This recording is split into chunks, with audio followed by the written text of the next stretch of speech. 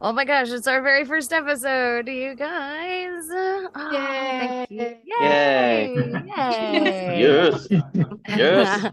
Woo. Hello. Oh, thank you all so much for being here with me, my wonderful players. It's always good to have you all with me.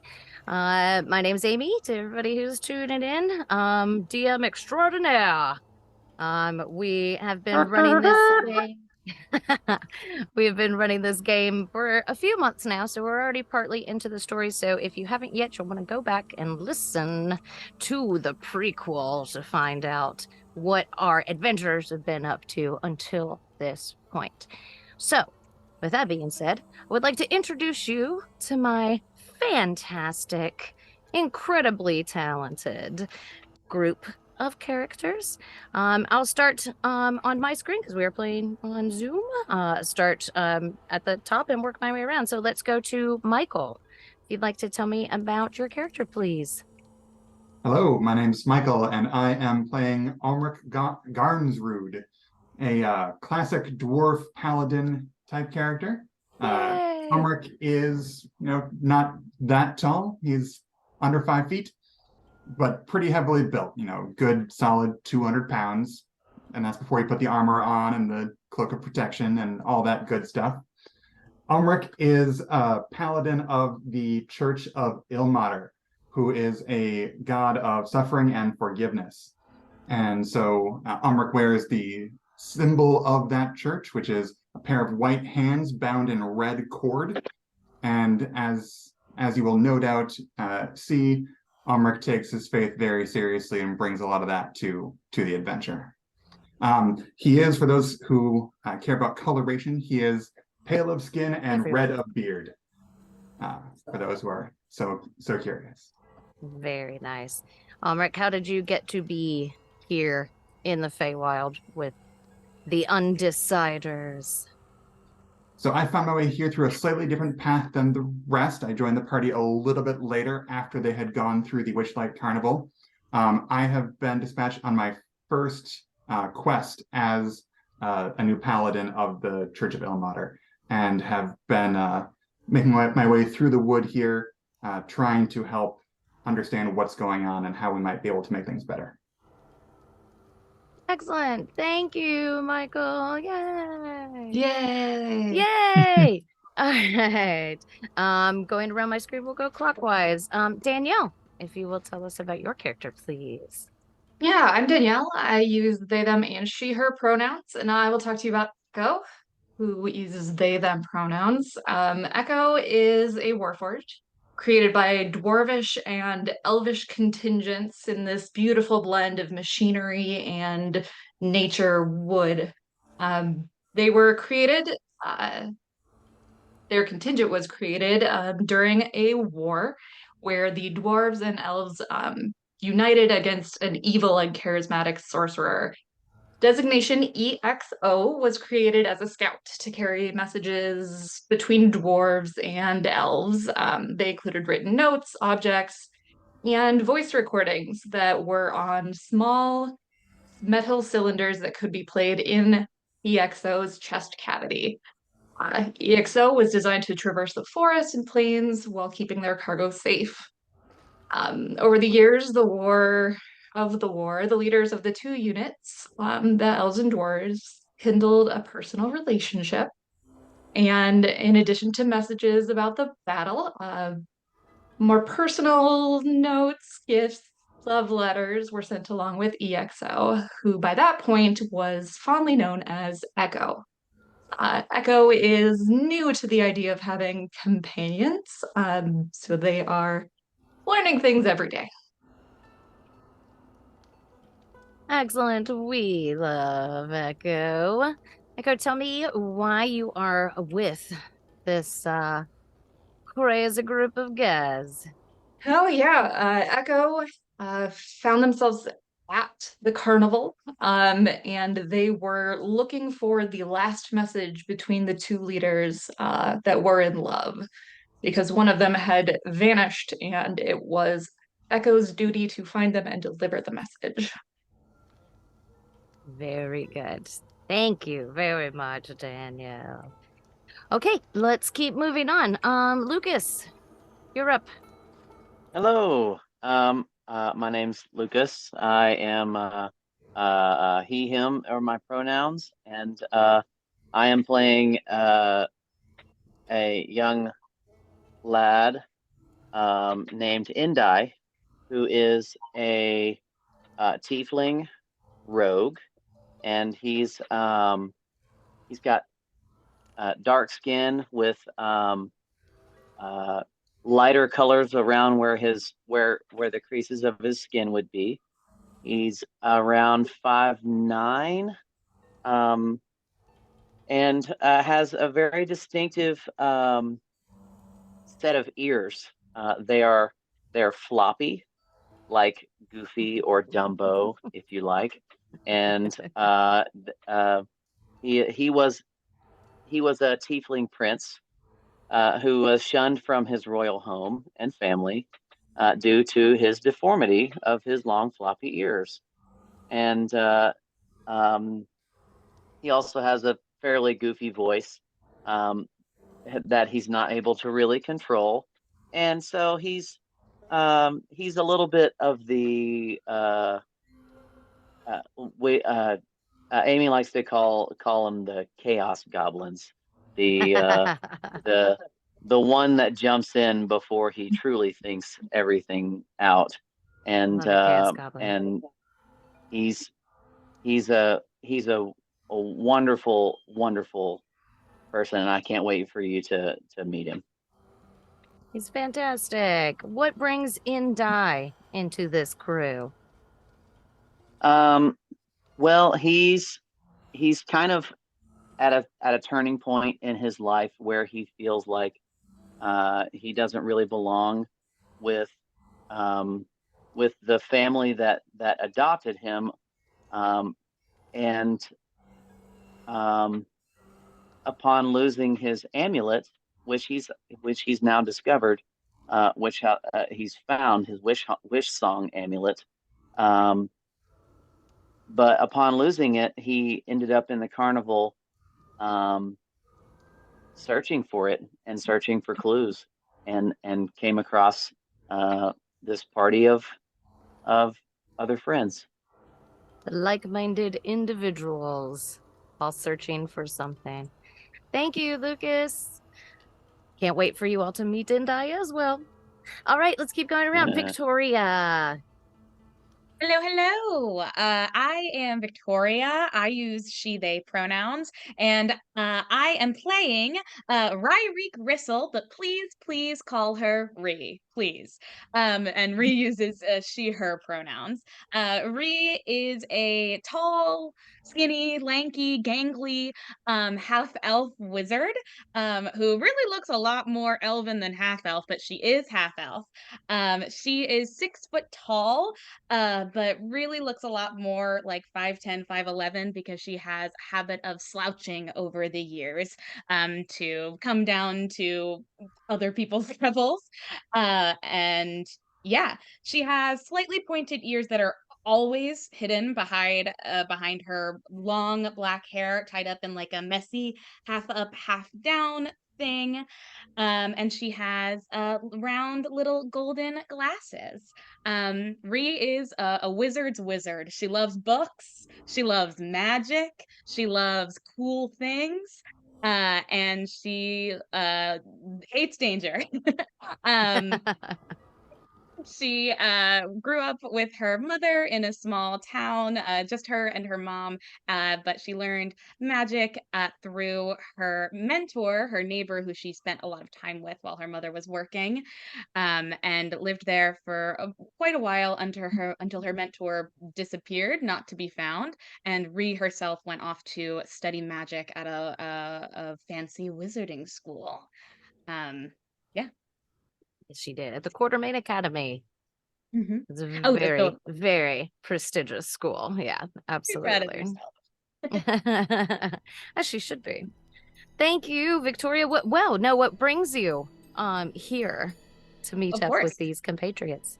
Yes, well, while at the academy, she felt a call to go to the local carnival to find something she once lost there, which was a golden magnifying glass given to her by her mentor. And though she's not quite certain she'll actually get it back, she was interested by all the beauty and wonder of the carnival and the chance she could get back this one thing from her beloved mentor. Wonderful. Yay, thank you so much. All right, one last crew. Alex, tell us about you. Well, my name's Alex. You can go, I'm he, him, or whatever you want to call me. I really doesn't matter to me. And I play Deshand Kata, Dash, if you're nasty. Um, he's And we are. 5'8", 200-ish pounds, who has a scale in fantasy world, really. No scales. But he is a Earth Genasi monk. He's got gray toned skin with kind of quartzes flecks throughout his body. Kind of gray, sort of muddy hair. He's a ceramicist by trade and a monk by training. Went into becoming a monk as a kid. His family kind of suggested it because he had a lot of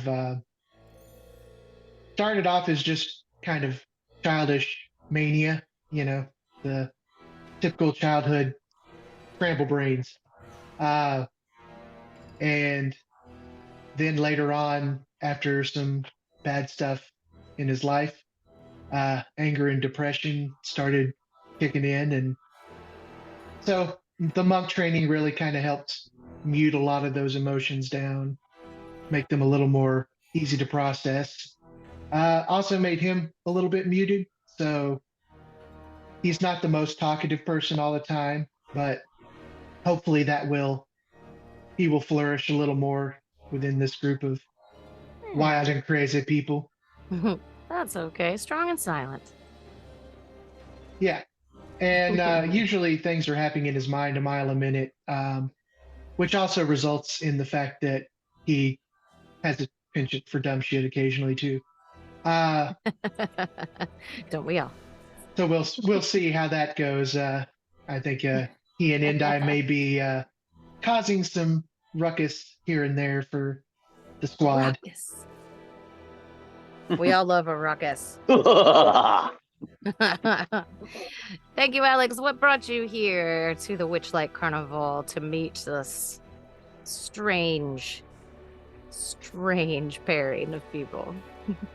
Well, he felt kind of called. He visited the carnival when he was a kid, and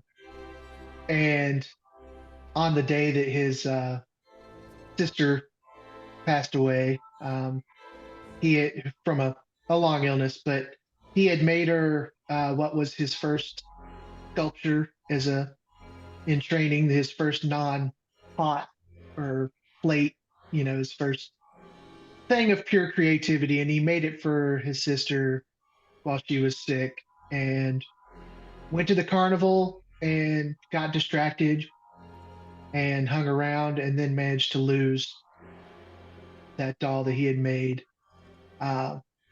And then upon leaving and going back home, found that his sister was on a decline that she never came back from. So yeah, that's where all that anger and depression started. But he found the call when the carnival came back in town and felt that pull of loss, and went to go see if he could figure something else about that, because growth is a big part of his person. So that's how Wonderful. he ran into the rest of these weirdos. Thank you. Didn't realize Alex. Echo was that much taller than everyone else.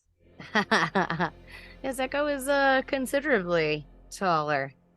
I like it a lot. Thank you guys so much for telling us a little bit about your characters.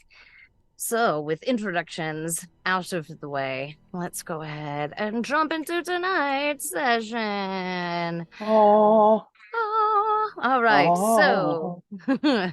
last time we played together, you all had crossed the river after much travail and indecision, had found your way across to a what appeared to be a dying tree with a trio of goats underneath it. Upon picking up what appeared to be discarded weapons, you were attacked by these goats, which turned out to not quite be goats. Instead, they transformed themselves into some vicious, small creature with sharp teeth and claws and nail-studded iron boots, long red caps. They attacked you, and after a quick and decisive battle, a group of small motes of light descended from the tree above, turning two of these creatures back into the goat form that you had originally seen these animals.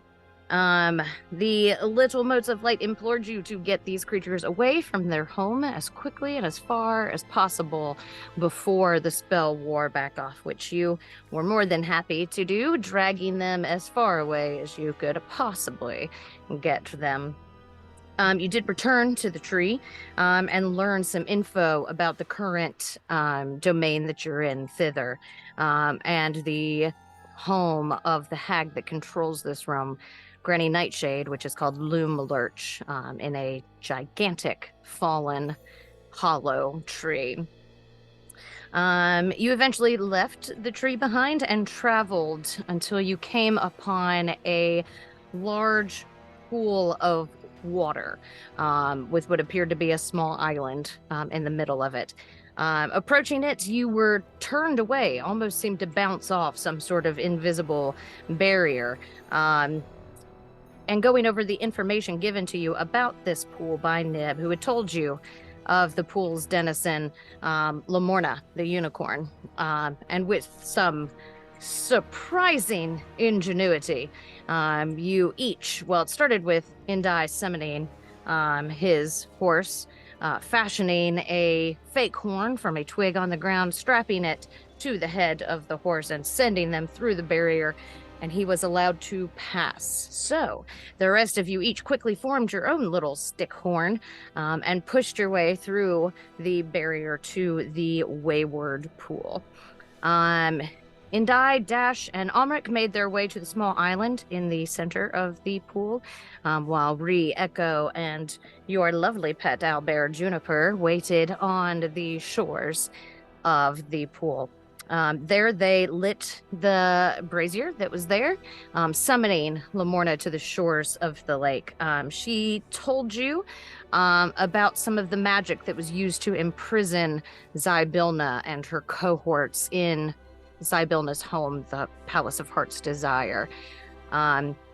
She explained that her mate, Eladon, had been lost about this time, and she believed that he was kidnapped for his horn to use in the ritual to imprison those in the Palace of Heart's Desire in time. During your discussion, an assassin burst from the tree line, following all of you to the edge of the pool, and made an attack upon Lamorna, who, with speed and acuity, managed to simply disappear from existence, and a frustrated assassin named Zarek instead took his anger out on you. He was very quickly subdued and questioned, where he told you the information about the League of Malevolence and the people who had paid him to track down Lamorna. And you also learned of a cauldron that had been used in the ritual to imprison these people in their home. With a surprising calm and coldness, you all dispatched the assassin, and that is where we're going to pick up on the bloody shores of Wayward Pool, with Dash giving a few swift kicks to the body of Zarek, the assassin. And that's where we're going to pick up. What would you like to do, my friends? I would like to retrieve my arrows from Zarek's body. Absolutely. It is a gruesome task. Not the cleanest, and you do get a few sprays of bright crimson across your metal outer shell. But you do retrieve them. Well, he's dead. I think that's the Well- first thing we've killed. Almost. It's not He the first deserves thing it. I've killed. Except for the snake. Ugh. Well, Lamorna seems to have where do you- disappeared. Do we want to find her, or shall we carry on to the tree person? You can all make a perception check, please. First roll of the game. Yay! Yay! The 12 for Omrick. 12. 18 for 18. Dash. 18, 18 as well. 18. Perception 13. 14. 14, 14. Omrick, glancing around and looking for... Nope, you had a 12. Sorry. Echo and Dash, looking about, taking in Who, your me? surroundings, trying... No, Echo and Dash. Oh, okay. That's okay. I forgive you for interrupting me. Just kidding. Okay, so taking a look around in search of Lamorna, you all notice that the fire on the brazier in the center of the lake has been extinguished.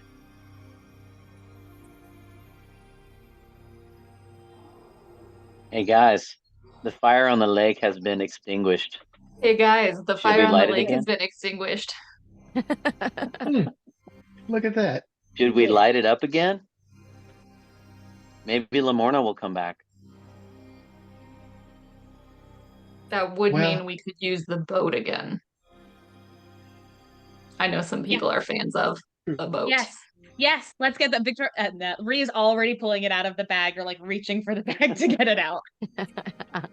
All right, Dree, you pull a small chest out of the bag, maybe 2 feet long by about 1 foot wide and maybe 18 inches deep, with elven scrawling across the top of it. All right.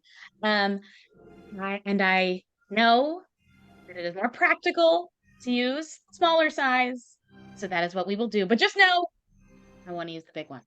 And Ree takes her from her neck, like reaches with her her arcane focus, which is like a clear little crystal hanging on a gold chain around her neck, and taps on the chest twice. Excellent. With a thump, thump, the chest begins to unfold, seeming to come up with new dimensions out of the magical weave of this piece. And it just dunk, dunk, dunk, dunk, dunk, dunk, dunk, dunk, dunk, like expands in pixelated cubist chunks to make a small boat. It never gets old. No, it doesn't. I'm just gonna jump on the boat immediately. Like a puppy.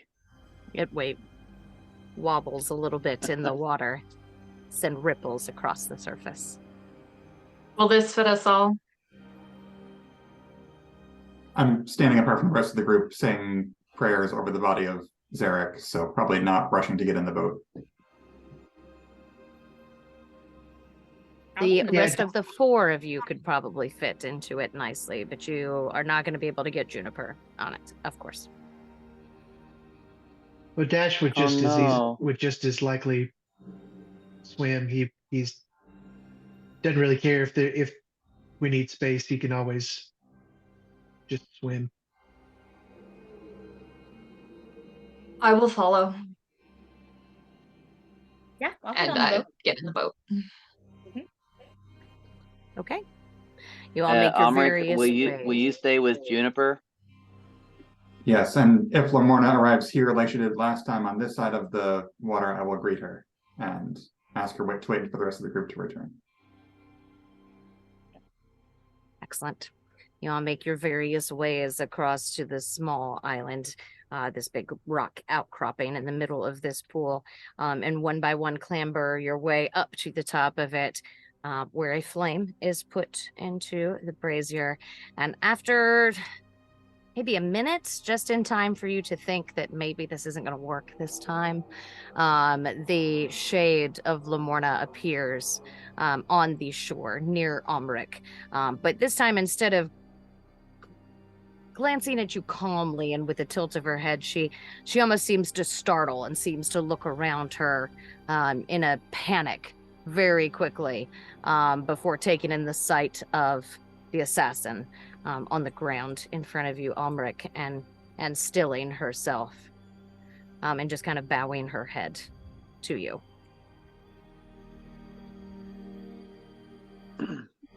As you might expect, this man was here to kill you. We have, as you see, stopped him.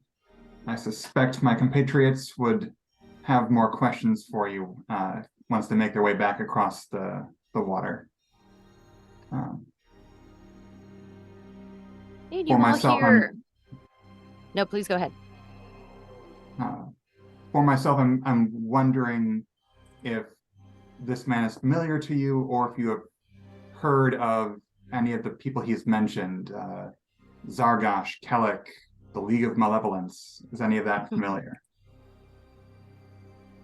Her head kind of dips a little bit lower, and you all hear the echo of her voice on the inside of your mind.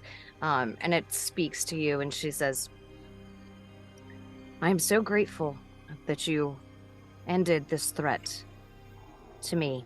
I don't know him. I've never seen him before. I haven't been an active participant in Prismere since the days of Sibilna. You know, she was capricious and given to flights of fancy, but she at least kept the realm safe and protected.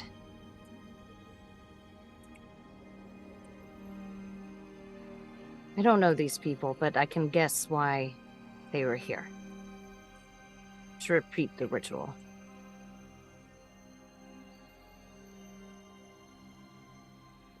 We are rowing back to shore. Rowing back to shore.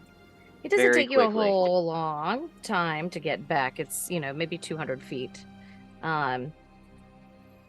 from shore to the small island. So you all make it back very quickly as kind of her voice fades from your mind. And you all gather back up on the shore with Omrick, Juniper, Lamorna, and the corpse of Zarek. Why? We heard all of that, right, in our heads? Yes. Lamorna, why would they want to repeat the ritual if they've already imprisoned Zyvilna? Maybe they need to imprison more. Maybe they mean to step outside of this realm. Maybe they mean to free them.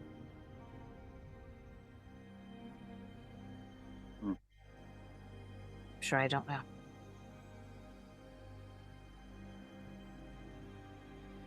Where are you? I am In this here. plane, you seem an echo.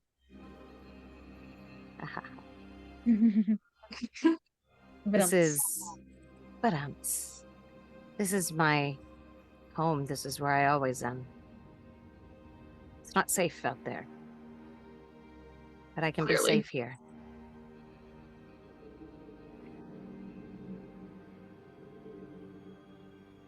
I just go ahead. Yeah. Can I, after Lamorna says that they might want to repeat the ritual or undo it, can I do some kind of like intelligence or arcana check to like knowing what I know about the components of the ritual, like a cauldron and the unicorn horn, to like see what they might trying to be doing? Sure, you could make me an arcana check. Hmm.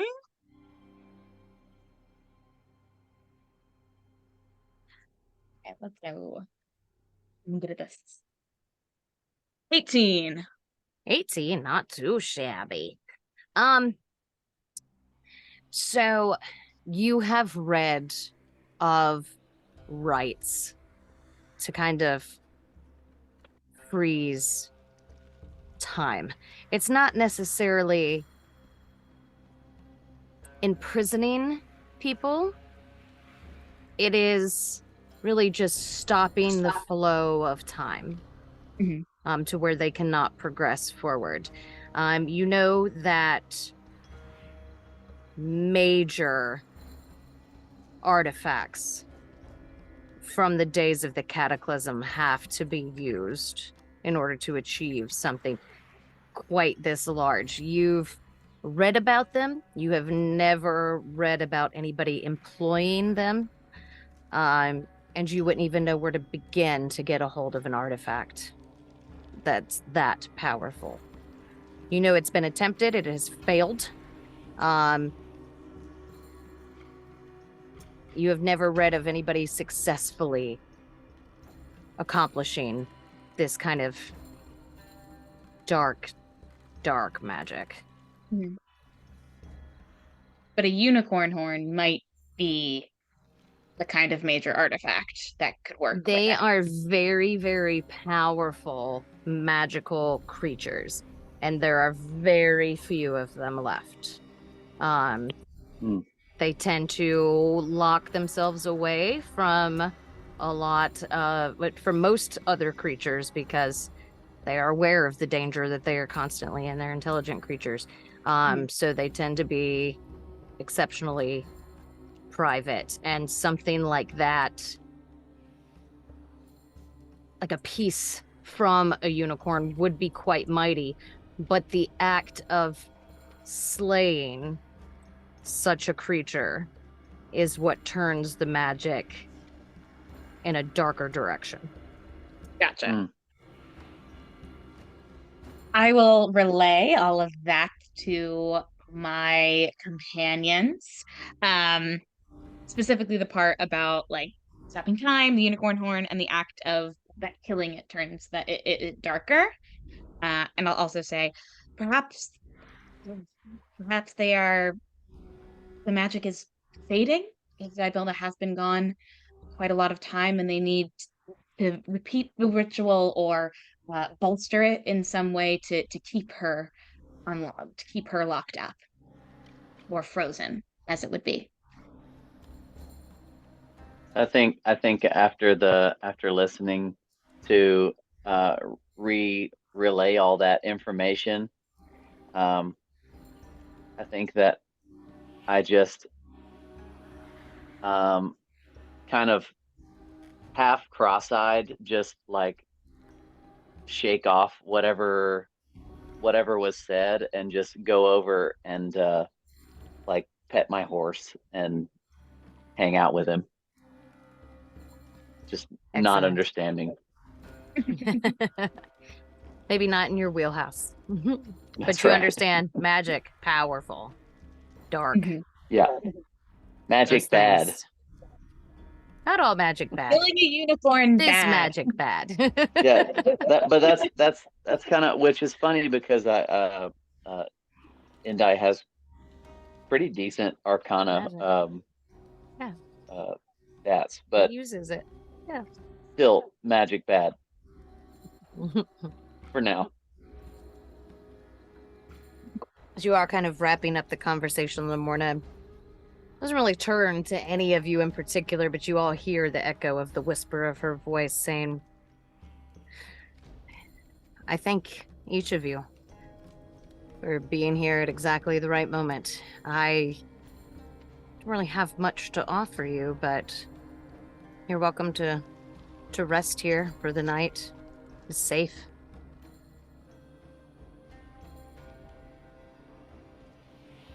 Well, thank you. We appreciate. Of course. Yes, You need gladly. anything from me? I have a sensitive question about what you would like done with this body. If we take it out of here, it risks the chance of being discovered and perhaps giving someone some indication of what's happened here, but to leave it here also seems somewhat profane. I say we give it to Juniper. I I was also gonna say the same I thing. second I that. didn't want to be disrespectful. Juniper's already starting to like paw at the corpse. And Should she we like opens check? up her mouth Should we check to slowly. see if he has anything important on him first? Yeah, you don't want to choke on anything. Oh, Oh, Juniper. Exactly. Yes. I already took all of his things. Oh, great. Great. Just making sure. I was distracted by the dead body. He still has clothes on. I'm not taking his clothes off. With anything important from his pockets. Then Yeah. I would safely assume there are no choking hazards for Juniper. Yep, his daggers are already in my bag. There you go, Juniper. Do you want to eat him? He might taste bad because he seems like a bad guy, but all for No you. hesitation. Here you go. Here you go, Juniper. She's instantly devouring this corpse. And it is a gory scene as entrails are strewn about the ground and various bodily fluids are sprayed across the feathers of her snout and face. It is quick work. This was a very small little person. So with almost an alarming speed, Juniper finishes off. She gives a little spit and a couple little buttons clank to the ground on her. And then she settles down onto her haunches and just gives a slurp around her snout and buries her little head on her big head on her big paws. Her little big head. Her little big head. I hope Little that didn't hat. offend your god, Omrick. His suffering, such as it was already ended. Well, it made respect for- Juniper Good. happy. Yes. It ended a different kind of suffering. Yes. We All right, should my go friends, talk what would to you the like tree. to do? The tree. Should we make camp? What time of day is it? It's about mid-afternoon. It's not late by any stretch of the imagination. You're not sure exactly how far away your next destination is. Nobody's quite cleared that up. But it's up to you guys. You can traverse on for the afternoon, or you can stay, have some free time, and enjoy the safe space. Is Lamorna still sitting there waiting for us to send her away? She's just kind of around. She's like grazing, and she's moving to the edge of the lake to take a few sips of water from the exceptionally clean and clear pool. I think we should ask. I'll ask Lamorna. Where's the tree? Where's the Little oak. Oh, what is it? Little Oak. Little It Oak. is- Yes. Where's Little Oak? Oh, it has been many moons since I have seen Little Oak. Who knows where he is now? He travels around. Is there a way to track his travelings? He does tend to leave a bit of a swath behind him.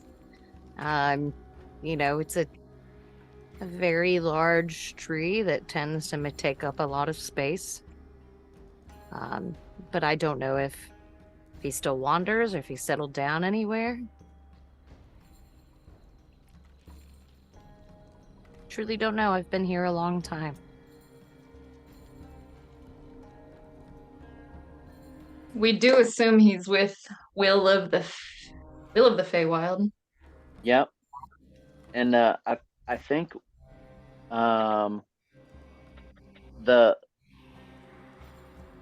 was it the Pixies that said that the Pixies that said where he was, like, generally speaking? Might have been Or the was red it somebody else?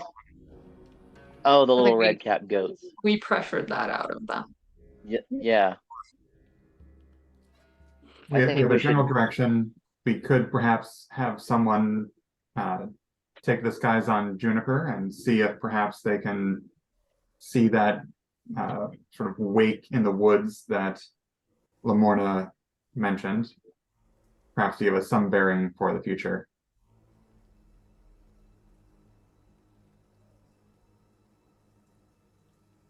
Welcome I would back. love to take Juniper up. I am the heaviest. So if someone else would like to take Juniper, you are free to ask her. Juniper, you want to go for a ride?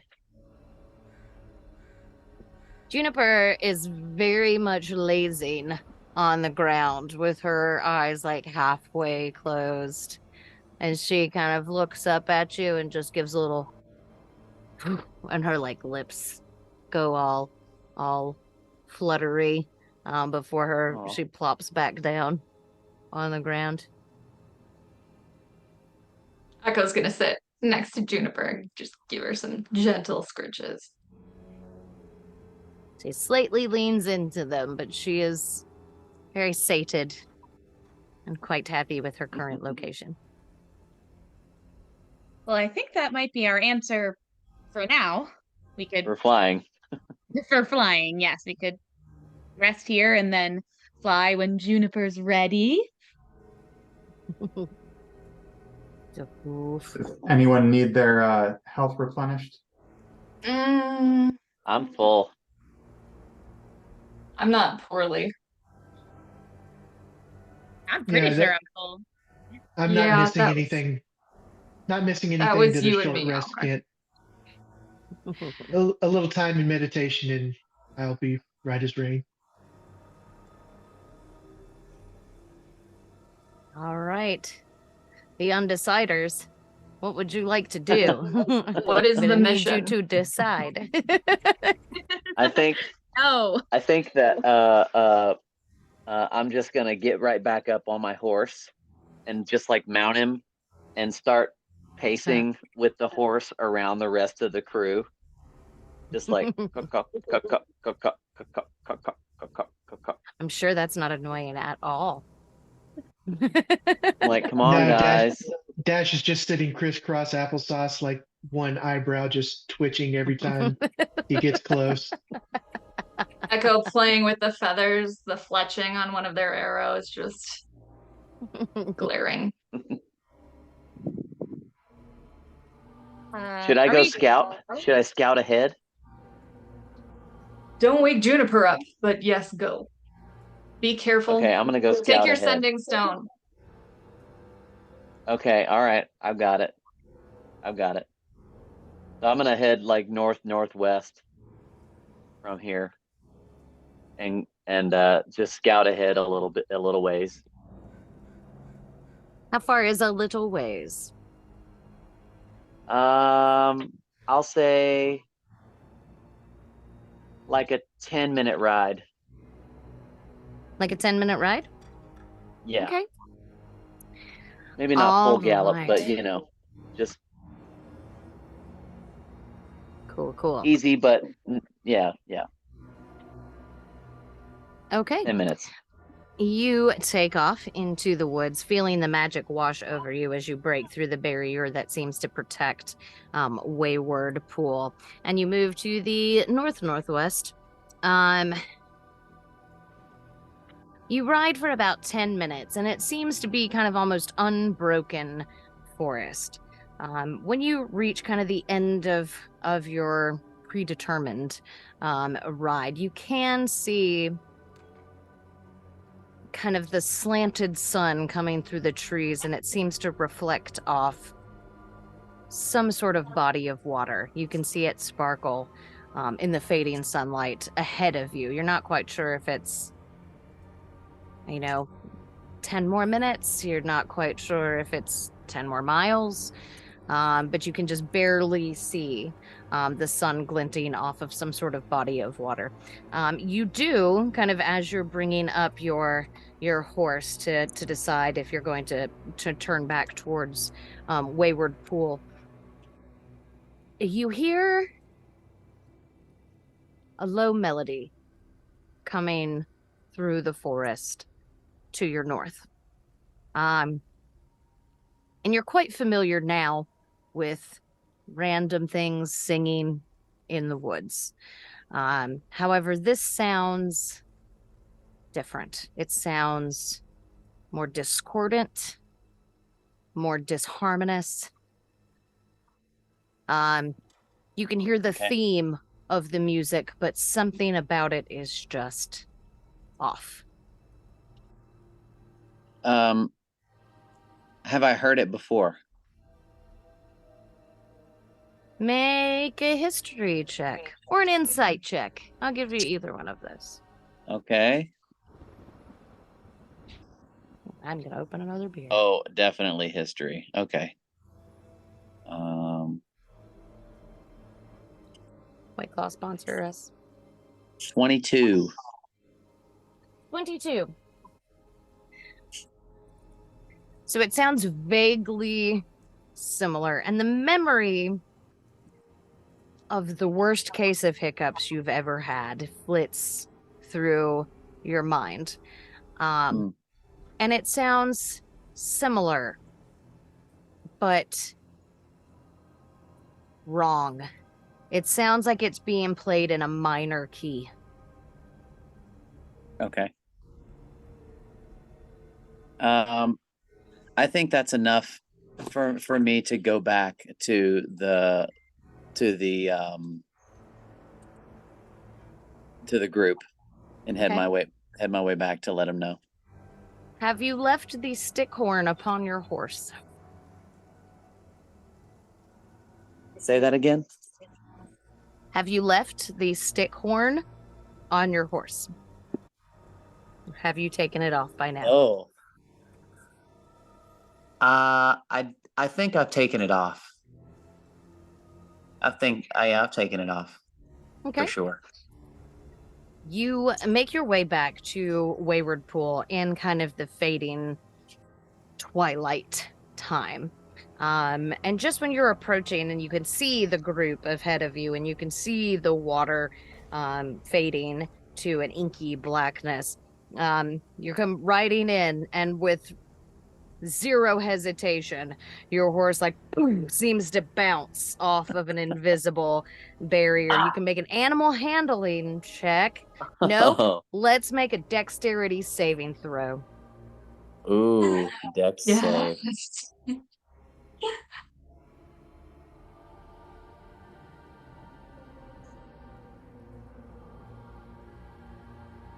That's a 9. A 9. Oh, all right. The horse slams into this invisible barrier, and it is spooked by this sudden and unexpected barrier. It gives a whinny and a neigh, and it rears up on its back legs, throwing you off of its back. You take 2 points of bludgeoning damage as you slam into the ground. Damn it. Okay. I love it when these things happen. I just get up and I'm really pissed off that I forgot about the horn at myself, and is the horse still around, even though he kicked me off? The horse is prancing around. It is not in a calm state, but it is very much dancing it's okay. and clomping. It's okay, Bane. Just calm down. And I just and I'm trying to get the horn out of the bag. Now you can make an animal handling check. Okay. I'm throwing things. That's a 20. 20. A natural 20 or a 20 total? 20 total. 20 total. Dirty 20. All right. You, with surprising ease, considering you have barely started to establish your bond with this creature, you manage to grab a hold of the reins and quickly place your hand on their head, kind of blocking their eyes and bringing their focus into you. And it settles down within just a few seconds, 5-6 seconds. Okay. And you bring it back to a state of peace. You do manage to also pull your fake horn out of your back. Yep. And I'll just gently while I'm there, um, petting Bane and making sure that they're okay. Put the horn back on. Excellent. I'll let you roll with your 20. You do manage to secure the horn to Bane's head without too much of a protest. All right, and then remount and slowly this time sneak my way toward the barrier that I know is there. Are you on Bane's back? Yes. Okay. You feel a bit of resistance as you approach the same spot that you had previously approached and bounced off of. But after just a moment where you slightly doubt whether this is actually going to work again, how could it work again, right? You feel that give and push through this invisible barrier where your friends and companions come more into focus now that you've come through the barrier. And you do rejoin your compatriots. However, let's go back in time about 20 minutes. What would the rest of you like to be doing during this time?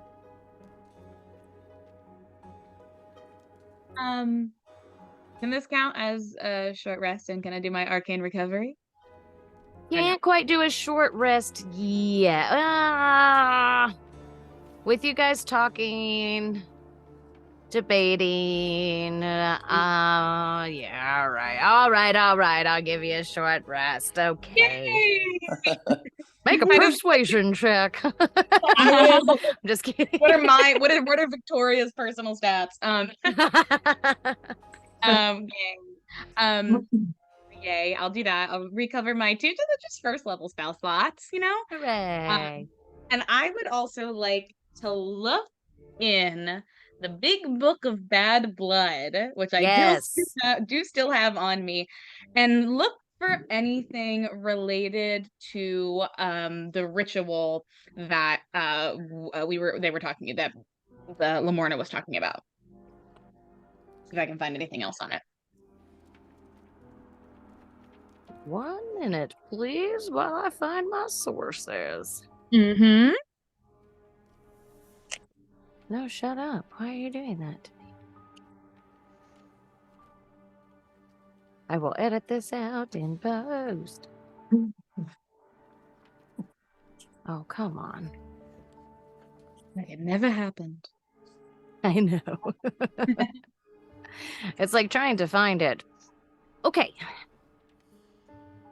So, in the big book of bad blood, there are a few rituals in here.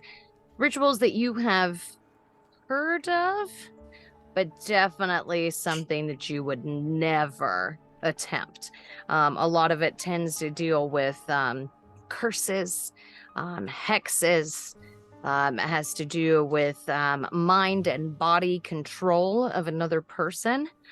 And then there is a quite large, like 5 or 6 pages list of just names. Names on names on names. Some of them have been scratched through with kind of a bright crimson sort of color. Others have been circled. A couple have been underlined. You're not quite sure if there's some sort of code there. There is towards the back of the book mention of a cauldron, Igwilv's cauldron, to be particular. It gives a physical description of it being kind of like a bronzy color, but aged, so it has kind of that green sort of that green kind of rusted discoloration.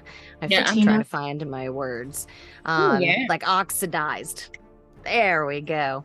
So it gives a physical description of it with a lid, a couple of handles. It has a word written underneath it. It says Bandersnatch. And then further back, you find a smaller list of names. This one in much smaller script, Mm-hmm. and it seems to almost be written with a fury, like it has ripped through a couple of the other pages. Okay. And there are quite a few names on that list. It's not a ton, but a couple of them catch your attention. You see the name Kellick, Kelek, Kellick. Mm-hmm. You see the name Zargash, Zargash. And then you see another one called Skylla, Skylla. And all of them have been slashed through Mm-hmm. with what almost appears to be a physical wound, like it has rent the paper. And while it doesn't leave a trace of ink behind it, it looks almost like a couple of beads of crimson have come through the page and dropped down onto these names, slightly obscuring the writing underneath them. All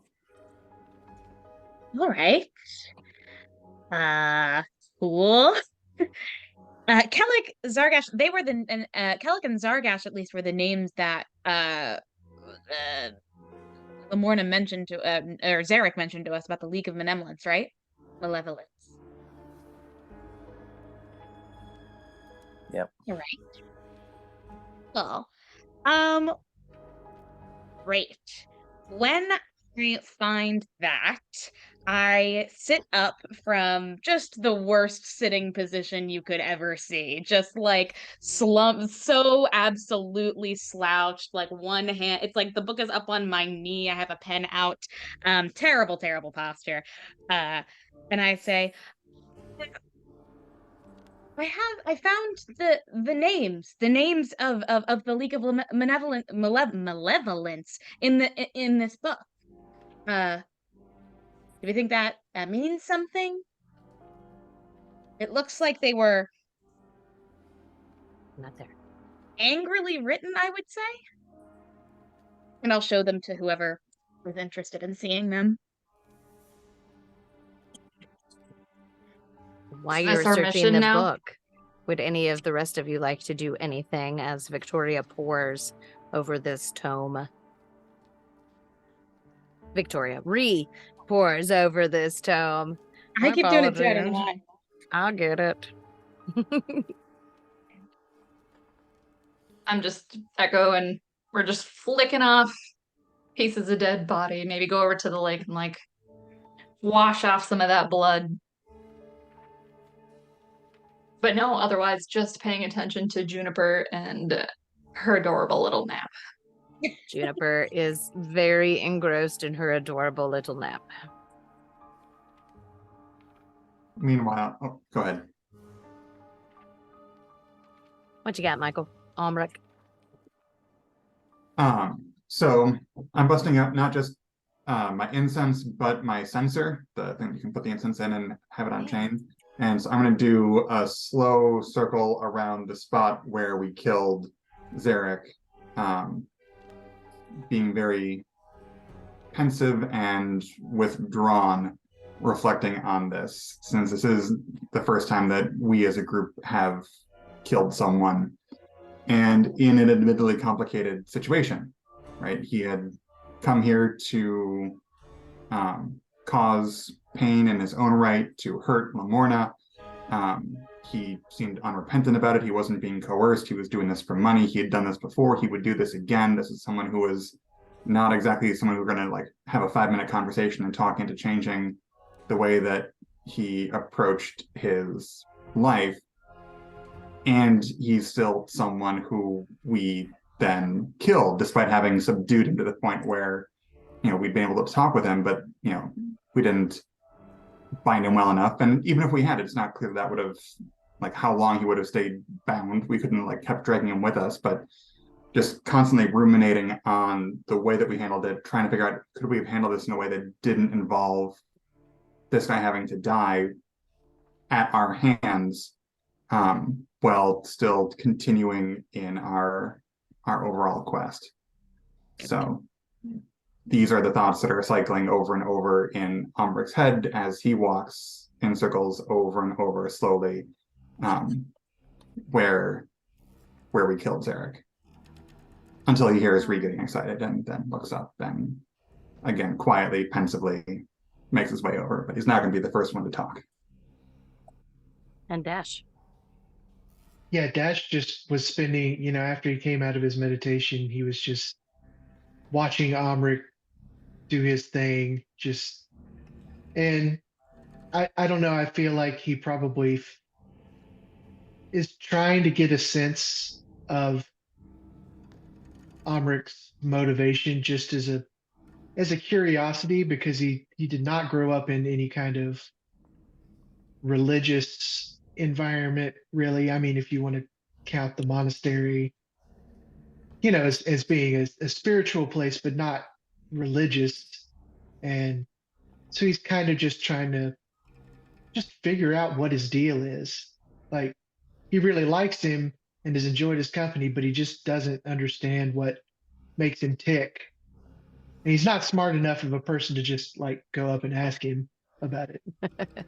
He's just going to be his weird Zen insighty trying to figure it out himself, because he doesn't want to be that guy that just asks about it. All right. So Dash and Omrick in their silent contemplation, Echo cleaning themselves, and Juniper re-poring over your book, and Indai galloping back on Bane to join the rest of the group. And Indai, you make it back to the group at about this time, as Ree is looking up from this book and exclaiming excitedly as you make your way through the barrier and hear a slight commotion from the group ahead of you. And I relay to them what I heard while I was 10 minutes away, ish.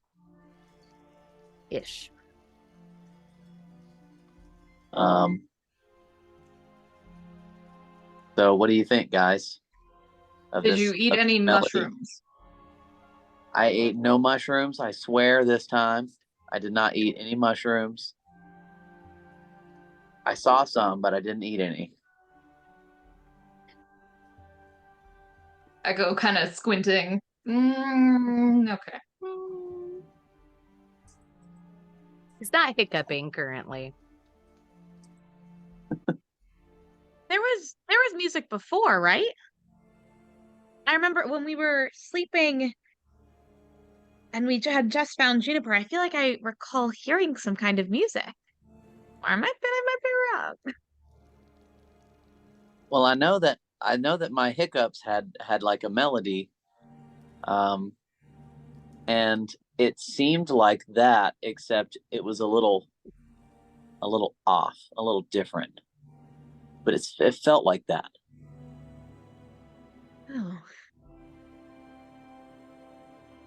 Well, your hiccups came from the mushroom circle with that weird face poking out of it, so I wonder if that portal and that interesting figure had anything to do with it.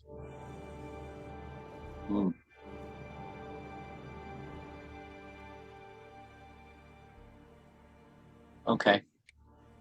Do you want to follow it, Indai? So I'm like, as I walk up, I'm like super dirty. I've been dirty anyway, but I'm just like disheveled, and like my daggers aren't in the right place. They're just kind of like all over the place because I got knocked off my horse. And it's not your fault, Bane. You didn't know. And so, but I think that we should at least check it out. I don't know how to divine what this is, but I think we should check it out. Please bear in mind that most of the afternoon has passed in this spot. The sun is slanting very low on the horizon, and twilight is moving in quite quickly. But it's up to you guys. You can journey onward. Yeah, they got a short rest.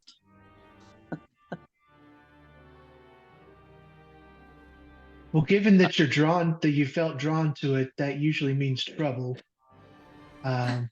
Yeah, come on, let's go. So I'm interested. Yeah. Or it could mean our items. That's the last thing we were drawn to. That's true.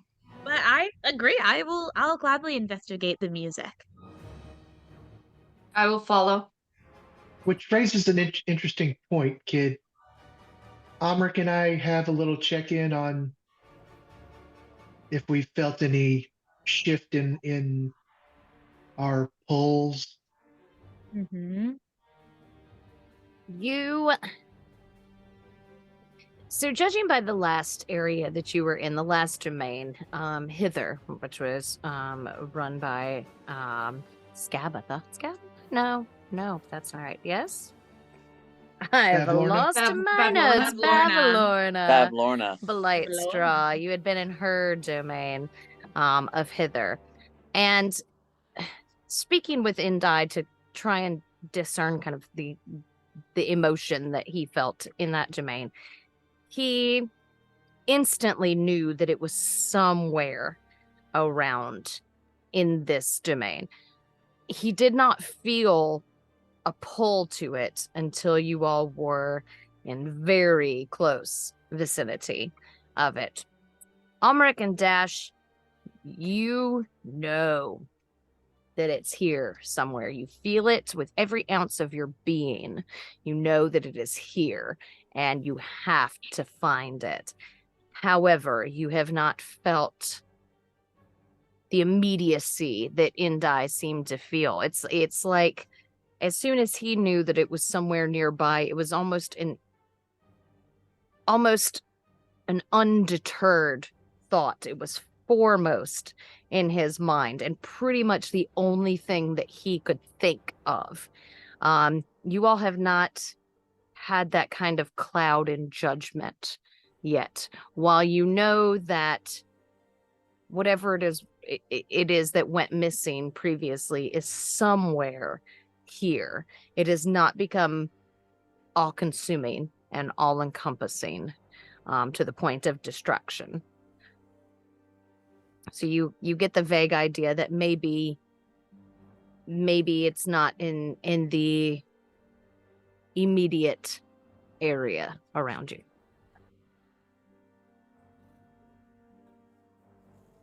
Gotcha.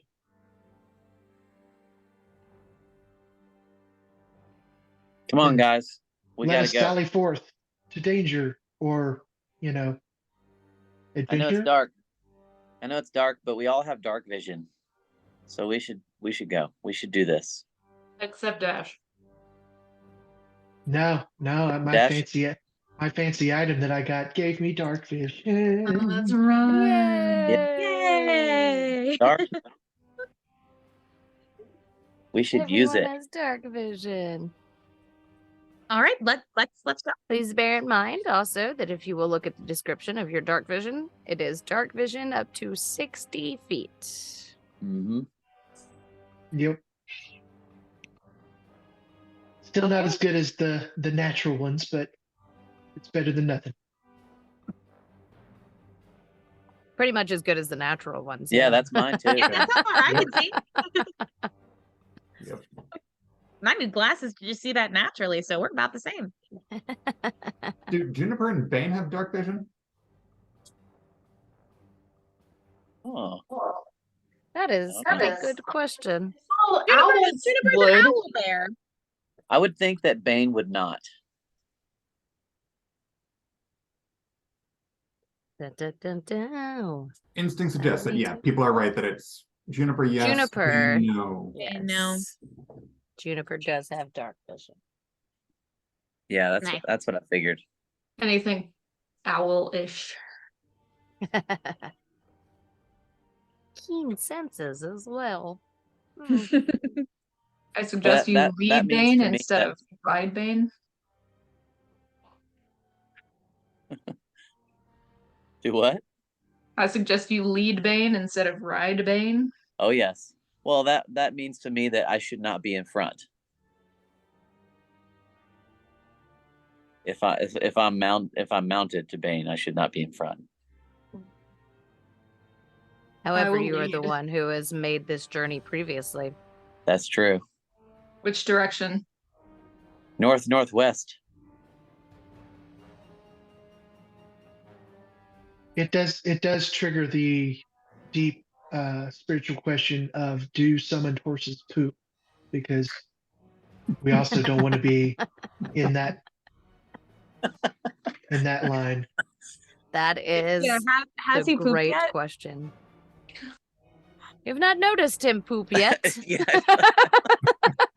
Don't try to take note of that. These Bree are the makes great a note questions. about summoned steeds in a page in her journal. She's taking notes about it because she's never seen it in action. Do And owl you bears can monitor. do owl bears cough up pellets like owls do? I'm sure we'll find out. Remakes another note in a different page about owl bears. Oh. Is the All right. mission to head towards this song? If we're going to venture out, I recommend we be very vigilant. We were warned by Lamorna about this Jabberwock thing that's trying to hunt her, and we saw somebody else already tried to break in. So we know that there are dangerous things out there, and they often like to use cover of night. So I'd recommend additional vigilance if we're heading out. Okay. Quite right. Fortunately, we are in my favored terrain. That's true. So that will not mean we will not face danger, but I should be aware. Mhm. Is this I just the mission? I just go, okay, and I just get on the horse and start riding. Slowly. So that everybody can follow. Are you leading the way? Yes. Indai, It why was don't this we put way, you guys. on Juniper's back? Put Echo next to Juniper, so you can help lead the way from Juniper's back. I can hold Bane's lead and help lead Bane through this. Okay. All right. And I'll like kind of let go of my stubborn nature and get off of Bane and just kind of like carefully go over to Juniper and say, "Hey Juniper, is it okay if I get on your back now?"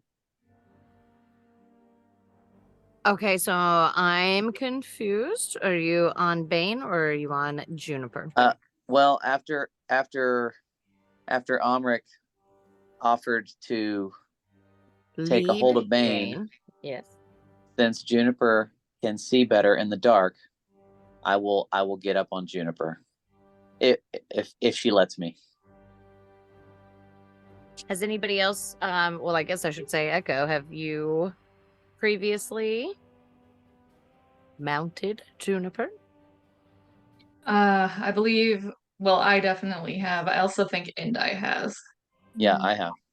Yes, but I mean for this venture specifically. Oh, Oh, I okay. have not. Okay.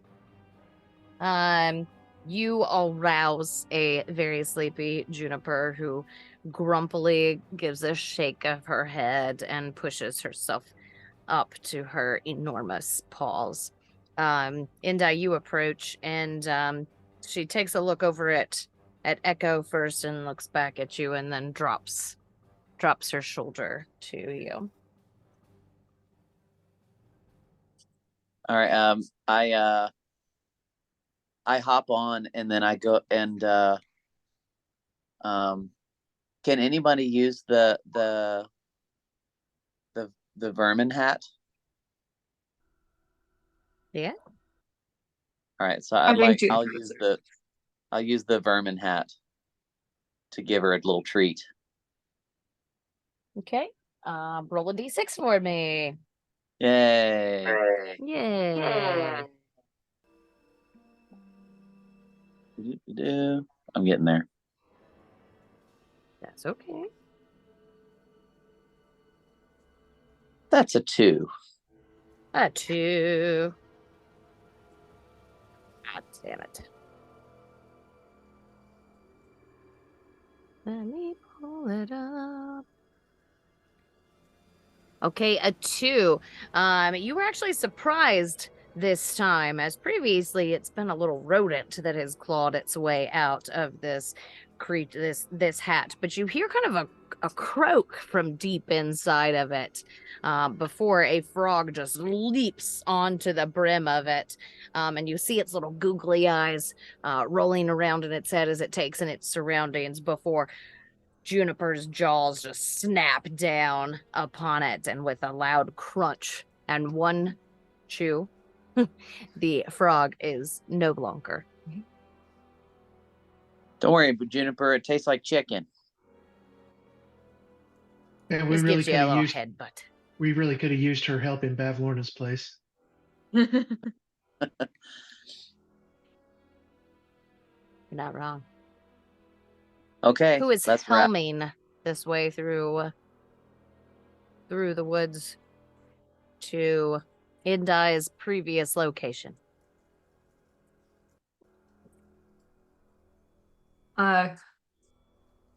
Will you lead the way, Indai, or shall I? Yeah, I'll lead. I'm on Juniper's back. Do you want I to will ride follow. in the chariot? Is anybody going to ride in the chariot? Climb in the chariot. I think Excellent. Dash will just take up the rear guard. Okay. Echo, where are you going, my dear? I'll stand near the Juniper's shoulder.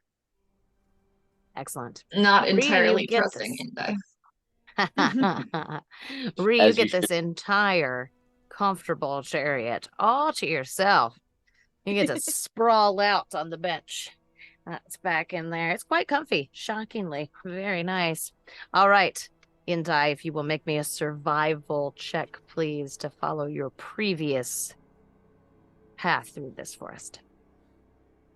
survival. It would That's be gonna nice if you were in your favored terrain, huh? Yeah, it would. I got a Oh, what? I'm sorry? 19. 19, not bad at Yeah. all. A couple, just small little false starts before you eventually find the signs of your previous passage. Excuse me, just sorry, I had cats being dicks in the loft. Anyway, you follow the signs of your previous passage, some snap twigs, some trampled grasses, and you make your way through, a bit slower this time as you were letting your eyes adjust to the ever darkening night, and you push your way through after about this time closer to about 20 minutes, since you're not at a gallop or in a hurry. You start to hear, all of you, the faint hint of music carried through the trees to each of your ears. And as you hear that music, I would like all of you to make a perception check for me as well, please. Hello, kitty. That's a 13 for me. 13. Natural 20 for a 23. Natural 20. Mine fell off. Oh no, it keeps doing that. That's Oh no. 6. 6. 13 for me as well. 13.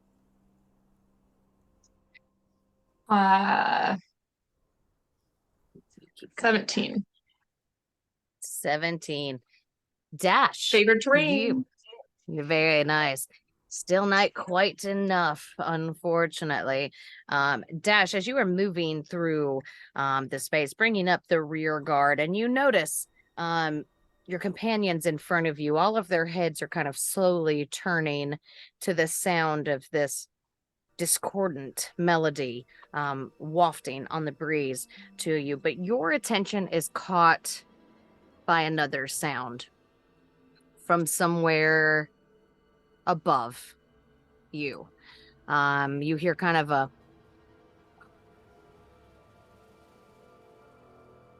just the beat of something rhythmic in the sky above you, and turning your head upwards to look at it, your attention is first captured by the almost full moon, not quite, a slight sliver missing it, maybe another day or two until the full moon.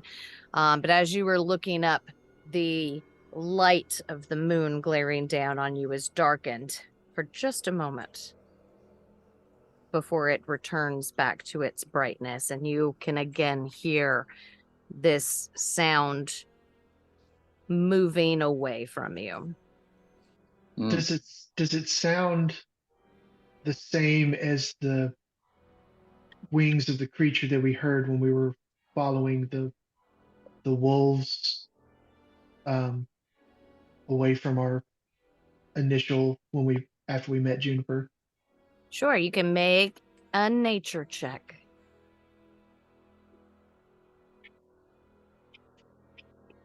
All right, let's roll the ant rolls. Do it. Oh, that's a 7. 7? Maybe.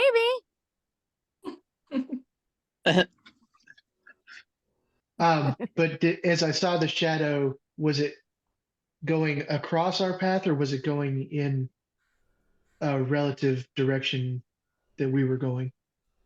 It looked to be heading in the same general direction.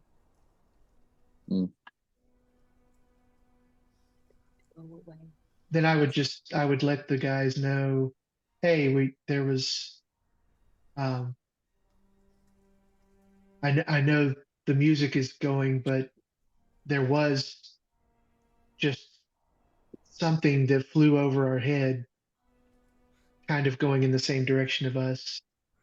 I can't really pinpoint what exactly it was that made that kind of noise, but I did see its shadow travel over us. So I think might be wise to be wary. I don't know. Like I said, I don't know what it might have been. I tried to figure it out and couldn't. Echo is gonna knock an arrow. Okay. Are we in a wooded area? You Like are? canopy Yes. area?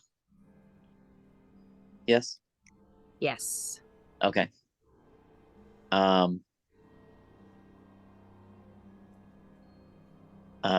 I think we should just keep going forward. I don't think we should stop. Especially if the sound is gone. Maybe we should be quiet. Kind of be more stealthy. That's easy for you to say. That's easy for us to say.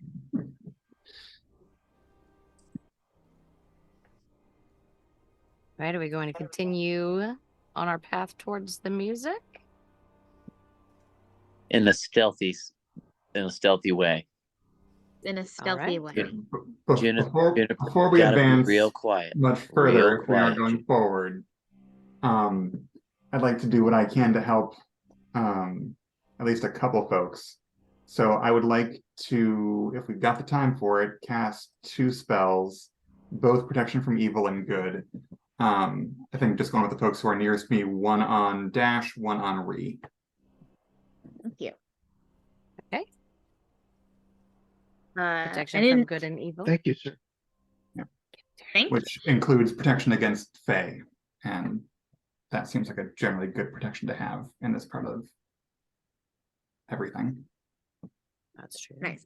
As you do that, Omrick, I'll say, Omrick, I know that stealth isn't quite your strong suit. Would you like some help with that as well? If you can spare it, absolutely. Yeah. Absolutely. And I'll cast Enhance Ability on Omrick, and I will choose Cat's Grace. And once again, gold glowing little cat ears and a cat tail grow from Omrick's armor. Spectral, spectral. I love it. That's so awesome. There we are. So you have advantage on dexterity checks. And I'll go, "Aw, come here, Omrick."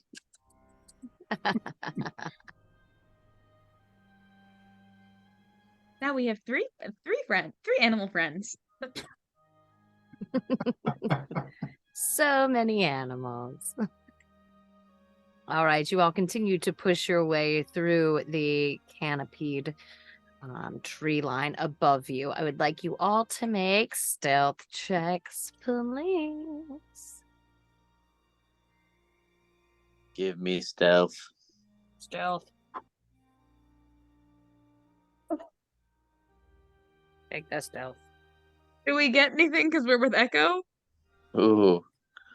I got an 8. I don't think so. No? That's not a good stealth check. I got an 8. It's not. I got a 1. Oh.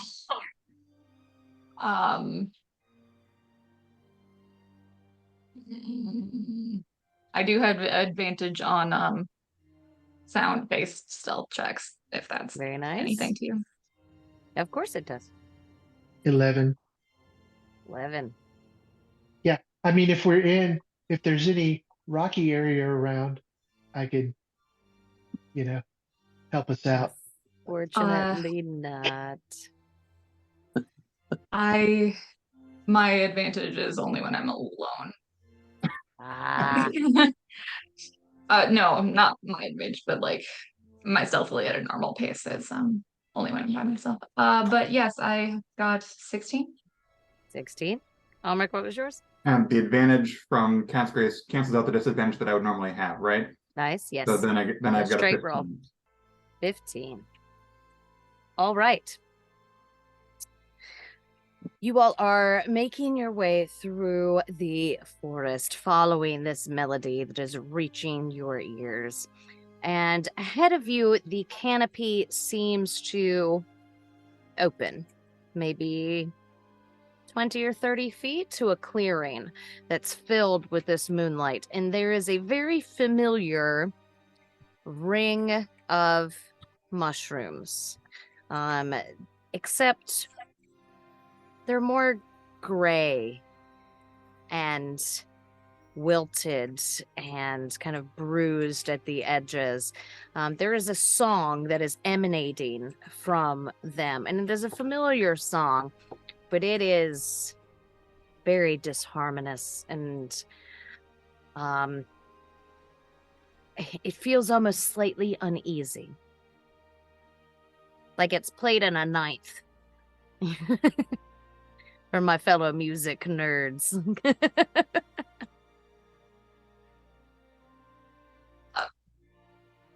I won't know eat this. these. Yes, I was about to say. I won't eat shall these. we- They don't look good. These Shall we don't throw look another good. stick in the circle and see what happens? As much fun as that would be, I feel like the effects would be the same as what happened before, where it disappears not to be found. I'm gonna throw a stick. All right. Are you going to attach a rope to it again this time? Not this time. Nope. No rope, just stick. I dig it. All right. When in doubt, throw a stick. You pick up one of the many discarded sticks and twigs that litter this forest floor, and with an almost uncanny aim, you just launch it right into the center of this circle. And as it flips over itself through the air, a shadow falls across the clearing, and the moonlight that has been falling down into it is suddenly darkened as a massive winged beast launches itself from the sky, and its claws catch the stick in midair and snap it in its grasp. And that is where we're going to roll initiative, my friends. Ooh. I knew Stick it. rolled a 1. Putting away the die that rolled a 1. Curse those die. Those die. I didn't describe it in the moment, but I imagined you just fell out of the carriage. Oh. 14 Go for away. Dash. 14 for Dash. Indai. 6. Stop. Go. 15. Omrick. 9. And Ree. 9 as well. 9 as well. Omrick, what is your dex Owie. modifier? My dex modifier is 0. And Ree? 0.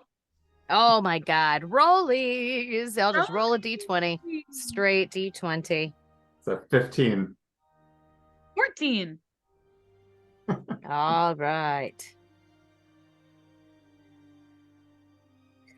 Let's get started.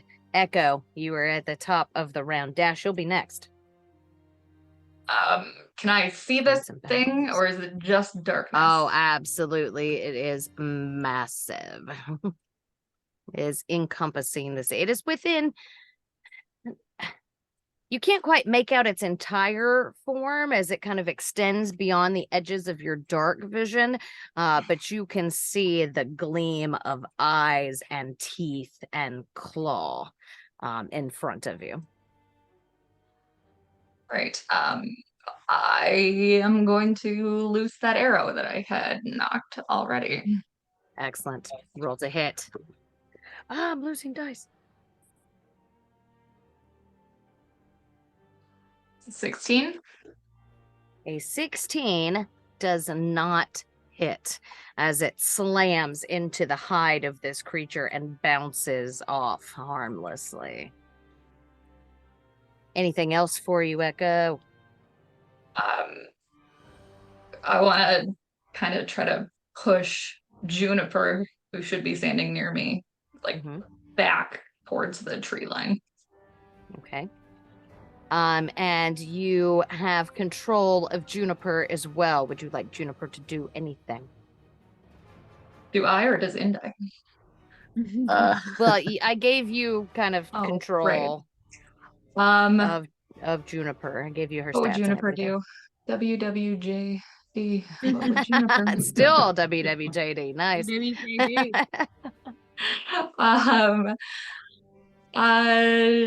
Juniper would likely be very grumpy about it, but at this point trusts Echo enough to take some steps back.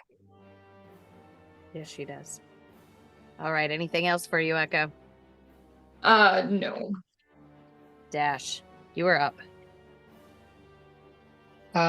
When did Dash see when Echo's arrow flew, that when it traveled and went towards the creature, was there any effect as it passed into the ring? Like, as far as any kind of other reactions along with it? Did not seem to be. It didn't even really seem to flinch at her arrow. Okay. Then I think that Dash would take a moment and just do his magical Gumby arms. You'd Magic see, Gumby ours. yeah, his planty and muddy extensions. That as an astral monk, his astral projection of his arms just looks like the earth and the damp moisture of potted, like the clay that he would use for his pottery and ceramic work. It just kind of forms and hovers over his existing arms. And he's just going to run in and take some swings. Excellent. Roll to hit.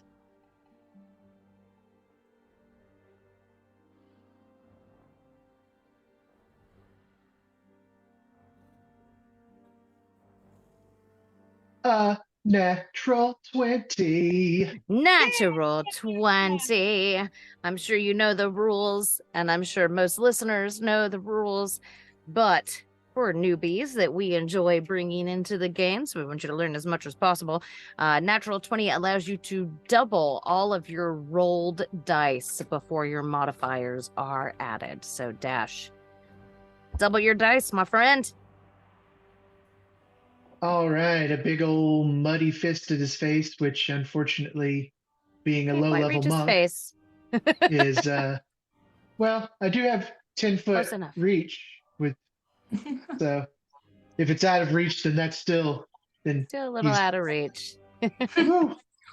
She can get him in the So- throat. Yeah. So that's 7 damage. 7 damage. Yeah. Excellent. And that is force damage with his Force damage. special Very good. arms. This is special arms.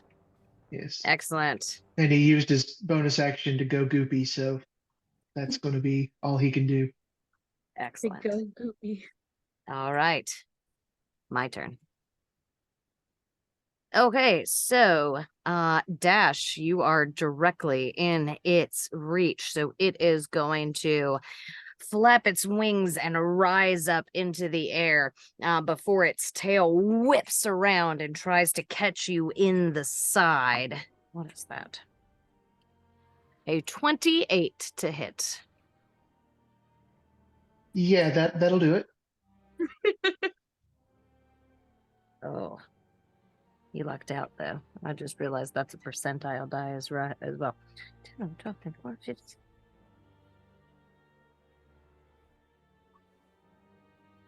Take 13 points of slashing damage. Nope, that was its tail. I'm a big liar. Ignore me. 12 points of bludgeoning damage with its tail. That's a big old ouch. And as it kind of settles itself back down, you hear it start up this like gurgling, burbling sound from somewhere deep inside its throat. I need all of you to make a charisma saving throw, please. No. Yes. Yes. Going for a 16. Nope.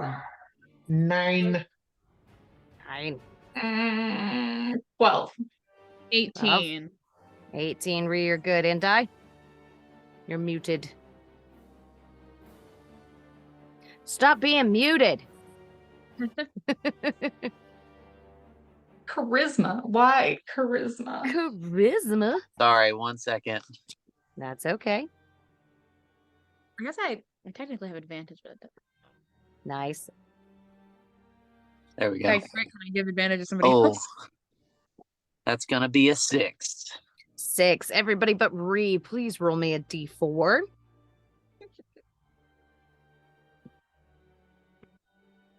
Two. 2. 2. 2. 2. Dash. Please get a 2. 4. 4. Everybody with a 2, you are unable to take an action on your next Ooh. turn. Alex, which was a 4, would like you to make. Roll me another d4, please.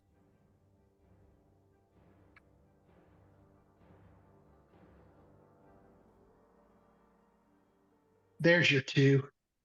A 2. Your mind goes clouded and your eyes become like a milky white, and you turn and rush towards Echo and make an attack Wait a against minute, them. is this possession? Nope. Okay. Is it charm? Let me look. If it's charisma. Because Yes, neither it is charm. Reed nor Dash can be charmed, frightened, or possessed by the creature, and it should be rolling disadvantage for all attack rolls against those two. Very nice.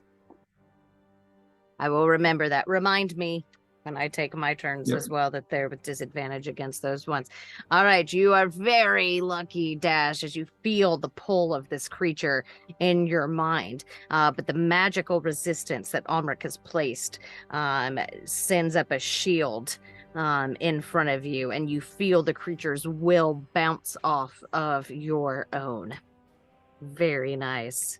Good save. Cool. All right. Omrick, you are up. Ree, you'll be next.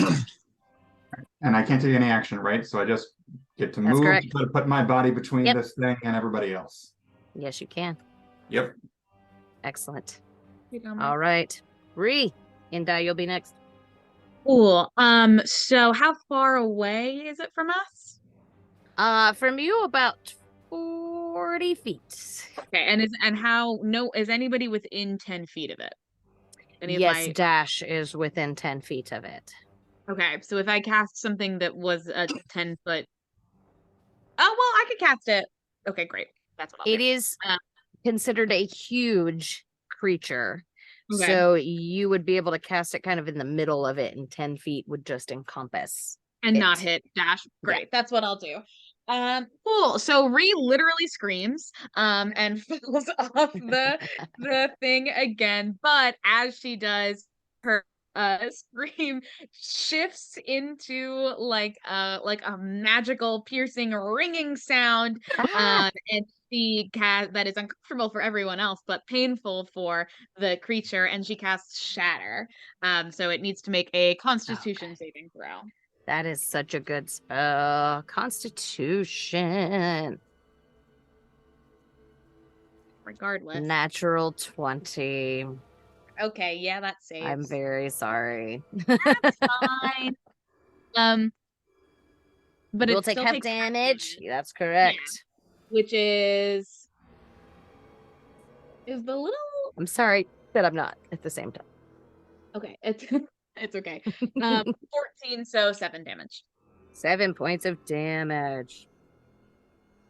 It gives a high-pitched screech, and its head thrashes back and forth for a moment. What else for you? That's pretty much it's 40 feet away from me. Just about 40 feet away from you, yes. Does it seem like it could reach me?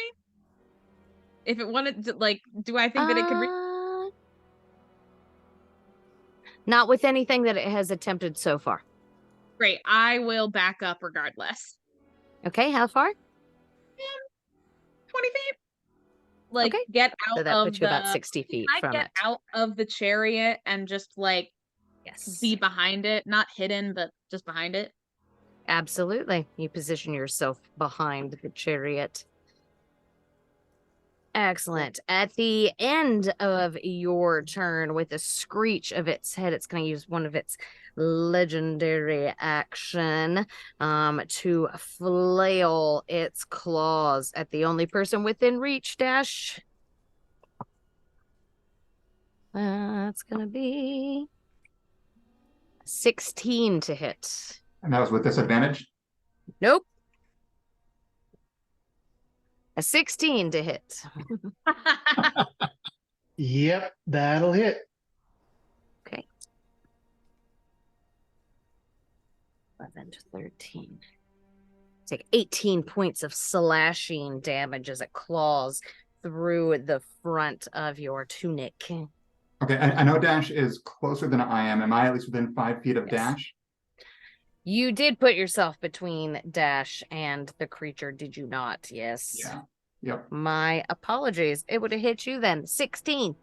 Well, darn, I was going to try to do interception against... okay, but it was 16 to hit? Yes. Armor class is 19, so no hit. Very good.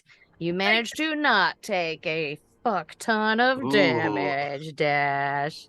Yeah, Right. Dash managed to not just go unconscious, just right, right in the beginning of the fight. Right at the very beginning. Very nice. All right, Ree, what else for you today, my dear? Oh, no, that was his reaction at the end of your turn. So, Indai, you were next. We'll be at the top of the round. Echo, you'll be next. So, no action, right? No Or did we already action. pass that? Okay. Yes, no action, but you have a bonus action and movement. Okay. Can I use so where I guess I'm on Juniper still. That's correct. Um You'd use half your how movement far to away dismount. yeah, I was gonna say how far away is am I able to throw something? Let's see, what's my throwing What is your distance? range? Yep. Let me know you're currently about 40 feet. And I'm looking right now. Do-do-do-do. White Claw sponsor us. Brought to you by. On a podcast where they can't see it. Nice. Holding a White Claw can. Flavor. I'll wait for the spooky among us. Liquid. Nice. Nice. I acquired a case of liquid death water by signing away my soul to them. Congrats. Warlock of liquid death. That's right. Oh, that's a good character idea. Water. All right, Indai, what you're throwing? I'm sorry, Range. I'm actually trying to find it. Oh my god. Right? I'll see what I can find as well. D&D Beyond. Come on, campaigns. Here we go. Ah, get off of me. What?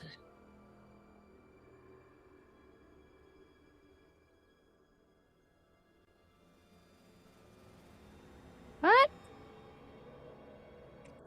I don't actually Okay. know where to find My that. campaign is not there anymore. All right, so if you go on I am not sure where it is. If you go on D&D Beyond, okay, go under your actions.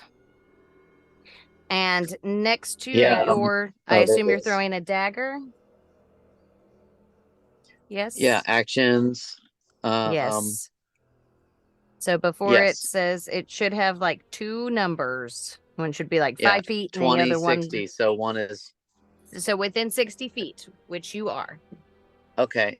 Is Outside of 60 now feet or closer than 20 feet, you would have disadvantage on throwing gotcha. it.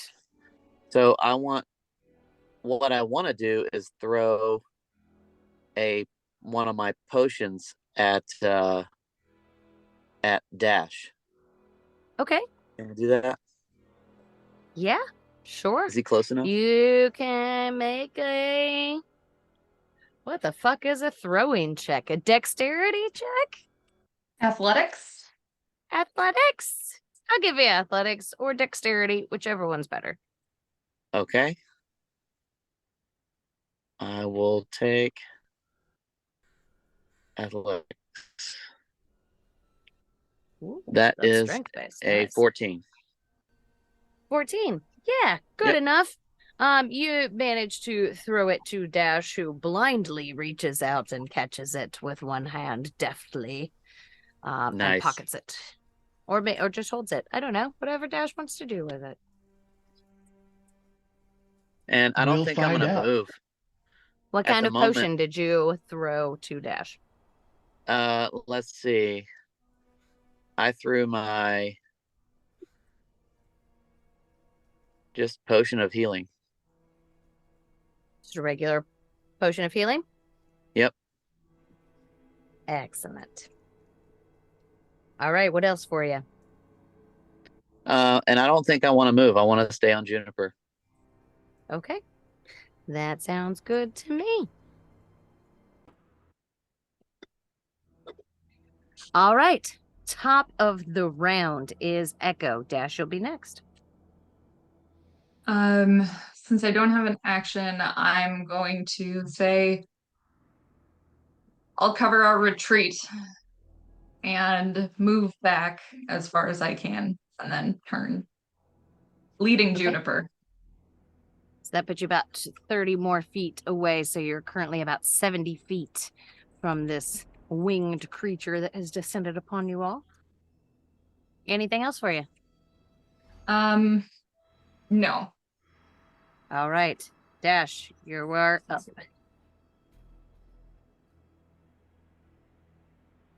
You are muted, Alex. Yeah. I think Dash would first kind of look at the potion and then say, call out to Echo. So, are we running? Yes. That's what retreat means. Okay.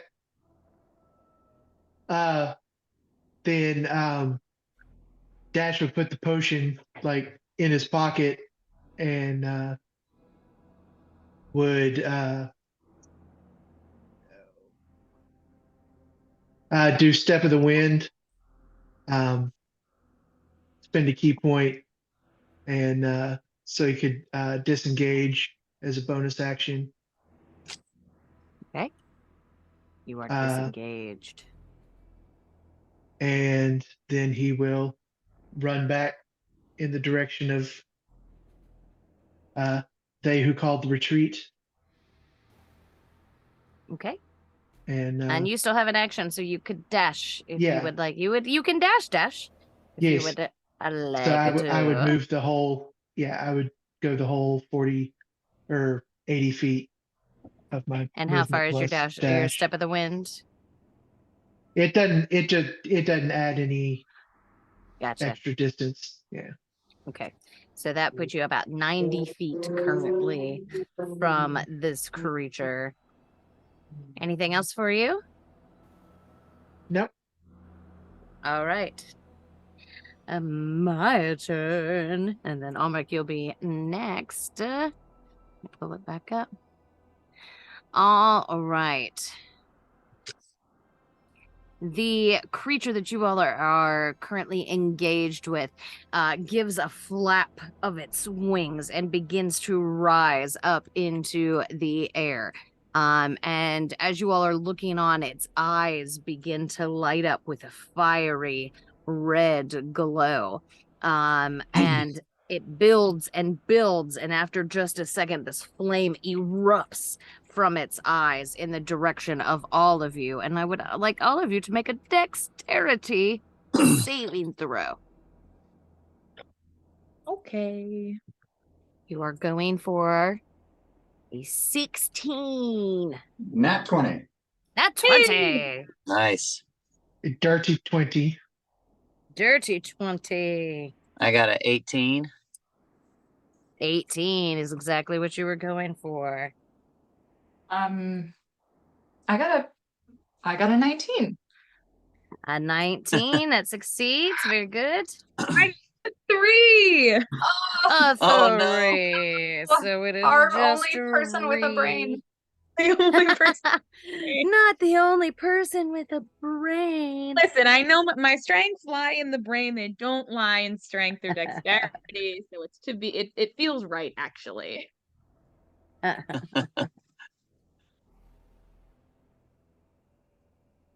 have to say, tiny dice. Tiny dice for the win. Tiny dice for the win. All right, Ree, you take 22 points of fire damage. Everybody else takes 11 points of fire damage, except for Omrick, who manages to just narrowly dive and escape. You take no damage for your natural 20. I get you to like raise the shield thing to Yes. ward off And any the edges excess of it are quite heated and beginning to buckle under the heat of the scorching ray from this thing, but you do manage to avoid taking it yourself.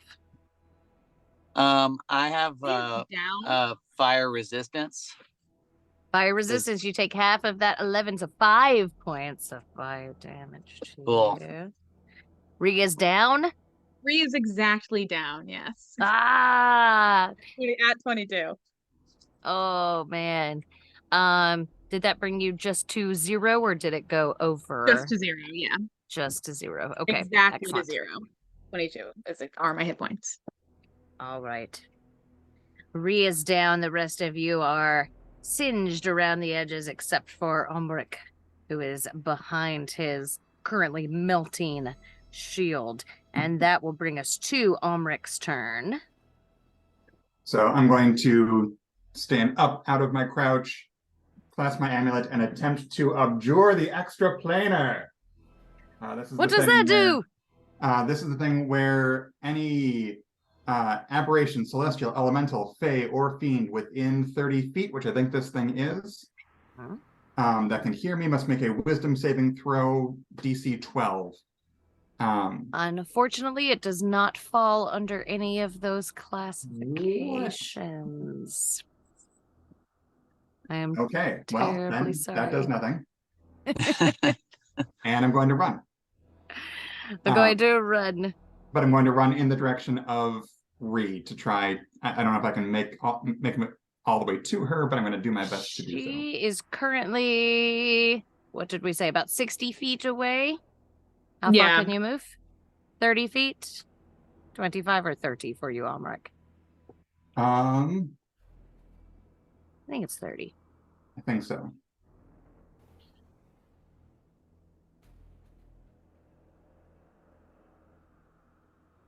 Your speed should be at the top. Yes, at the top of D&D. Oh, speed is only 25. Walking. 25. All right, you make it slightly less than halfway to Reed, but you are currently moving towards her. Anything else for you, Omrick? Not much I can do beyond that, so nope. All right. Ree, if you will make a death saving throw for me, please. For sure. Yeah, for sure. 3. It's failure. 3. That is 1 failure to you. All right. Indai, you're up. Echo, you'll be next at the top of the round. Okay, so You went super sideways for a minute there. Here I am. Damn iPhones. So I want to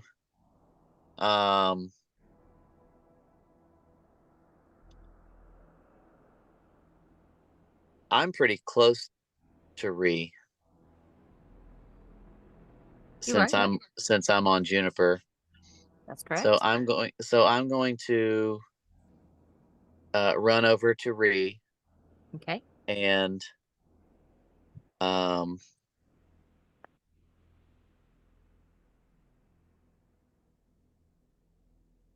looking at my inventory. I'm pretty sure I have a healing potion on me. I was given one at some point.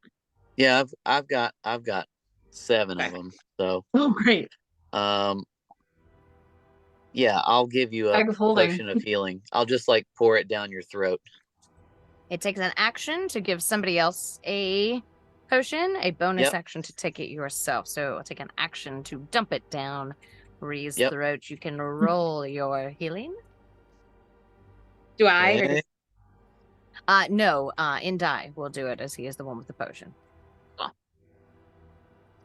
Gotcha.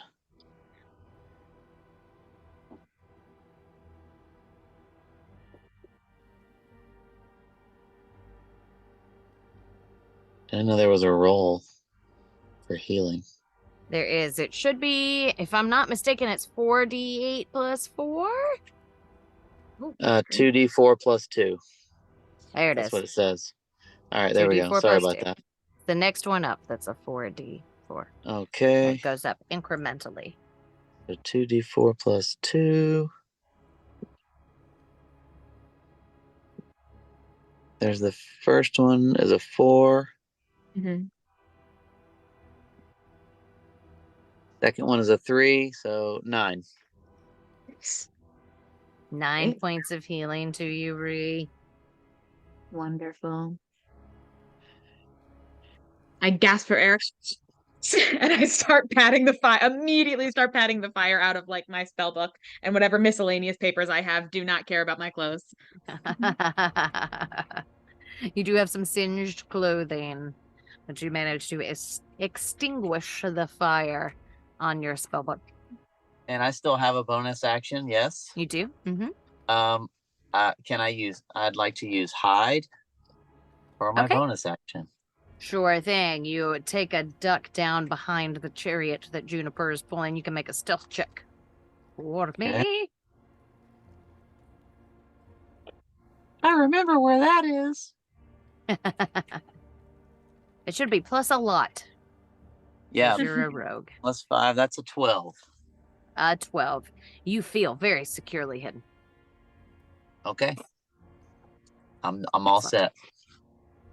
All right. Top of the round is Echo. I'm gonna yell at Bree specifically, but everyone.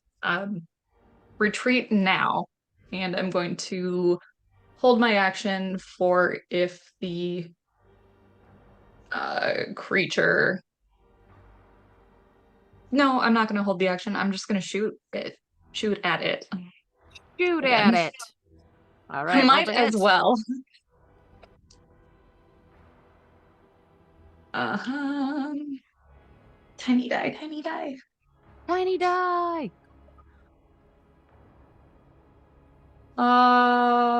19. No, 18. An 18 just hits. Roll your damage. Ooh, 1d8 plus 4, 8, 9, 10, 11, 12.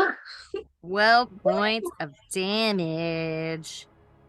Very nice. All right. It sinks into the flesh of one of its wings and it gives an angry screech into the sky. What else for you, Echo? I mean, can I move back anymore? Did I already use that action? No, I don't think you've moved yet. No. Okay. Again, leading Juniper and trying to get her far away from this and, okay, like hustling Ree, who's behind Juniper, I think. Just, yeah. Excellent. Get out of here. All right. With Ree on the chariot and Indai crouched over her, you begin to move away from this creature. What else for you? That's it. All right. At the end of your turn, it is going to use one of its legendary actions to come flying after you and attempt to swoop down upon you with its claws, Echo. 24 to hit? Yeah.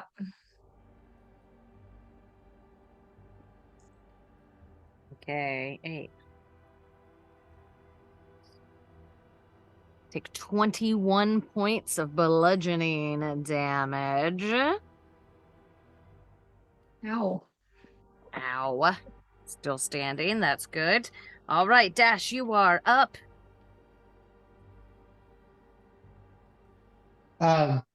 He's just going to take. I think he's going to spend another key point to do a patient defense, which basically I can take the dodge action as a bonus action on my turn. Very nice. So I am going to do that, and then I am going to just try to run interference and take a defensive posture while waiting for Omrick to join us. Excellent. All And, right. So would I be able to hold my action as well? Or For sure. Yeah, you can Okay. totally hold an action. Absolutely. And so if the beast continues to attack on its after this round, then he'll attack it. All right. All right, my turn. Let's see if it gets its breath back. It does not, or its gaze back. It does not. So it is going to continue on in its assault. We'll take one rend attack at Indai. An 18 to hit. Lucked out on that one. Indai is not hidden well enough. Unfortunately, the beast does somehow still see Indai. Somehow. Somehow. He's very confused by this, as he could have sworn that he was practically invisible. Indai, you are muted. Does an 18 hit you? You're still muted, my dear. Sorry. Sorry, potential listeners. I got you right there. Yeah. Yes, that hit. 18. All right. 7, 8, 9, 10. Take 18 points of slashing damage as its claw sinks into your back. Okay. And it will take its second rend attack. Oh. How many of you are there? I'm going to roll a dice. It's going to take it at Indai once more. 13 to hit. 13. Put your armor class on your main page. I'm applying. You're okay. I'm at a 14 armor class. So 13 misses you then. So as its claws sink into your back, you kind of drop down into the chariot, and its second claw swishes over your head. And that will be the end of its turn. That'll bring us to Omrick with 3 on deck. You are muted, Omrick. How close am I to Indai at this point? You are approximately 40 feet. No, you moved closer. You're about 30 feet. Okay. And Ree's also kind of in that kind of range, right? Yes, yeah, they are both kind of clustered together in the back of this chariot. Yeah. Chariot still attached to Juniper? Yes. Okay. And Dash and Echo are further away, right? Yes, but not much further away, because Echo is leading Juniper, who is at the front of this chariot, so only another 15 or so feet. Okay. So I'm going to take my 25 feet to get as close as I can. So I'm now within 5 feet of the rest of the group. Yes. And I am going to use my last spell slot to bless Indai, Ree, and Echo, I think, are the ones that would be most in range. Beautiful. You are all blessed. You can add a D4 to things, correct? Yep. Beautiful. Cool. All right, Omrick, anything else for you? And just want to confirm, I'm now within 5 feet of both Indai and Ree, is that right? Yeah, I'd say so. Yeah. It's helpful for if we stay that close and further attacks come. Mm-hmm. That is correct. And do I get to take did my held action trigger when the dude face attacked? Yeah, since it moved and attacked one of your friends, I'll let you take your held action. Sweet. I want to hit it. Hit it. Uh, take a goopy arm blast. 20 to hit. 20 hits for sure. Roll your damage. That's 6 points of damage. 6 points of damage. Very good. It has very obviously taken some damage, but it does not look interested in retreating. Anything else for you, Omrick / Dash? All right. Omrick, at the end of your turn, it's going to take one of its legendary actions to swing out its tail at you. 23 to hit. That'll do it. And 14 points of bludgeoning damage to you. Owie. That's what happens.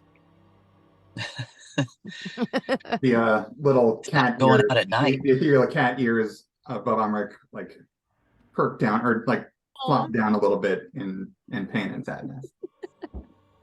Oh, Omrick. All right, you are up. Indai, you'll be next. Okay, great. The Great. creature, how close is it to the teleportation circle that we were coming towards? How close are we Right to that? now, it's probably about 30 feet in front of it, and it is placed between you and the circle. Cool. Great. Awesome. Awesome. Awesome. Wonderful. That changes things. It's 30 feet in front of, so we are 60 feet away from it. Yes, approximately. Okay, great.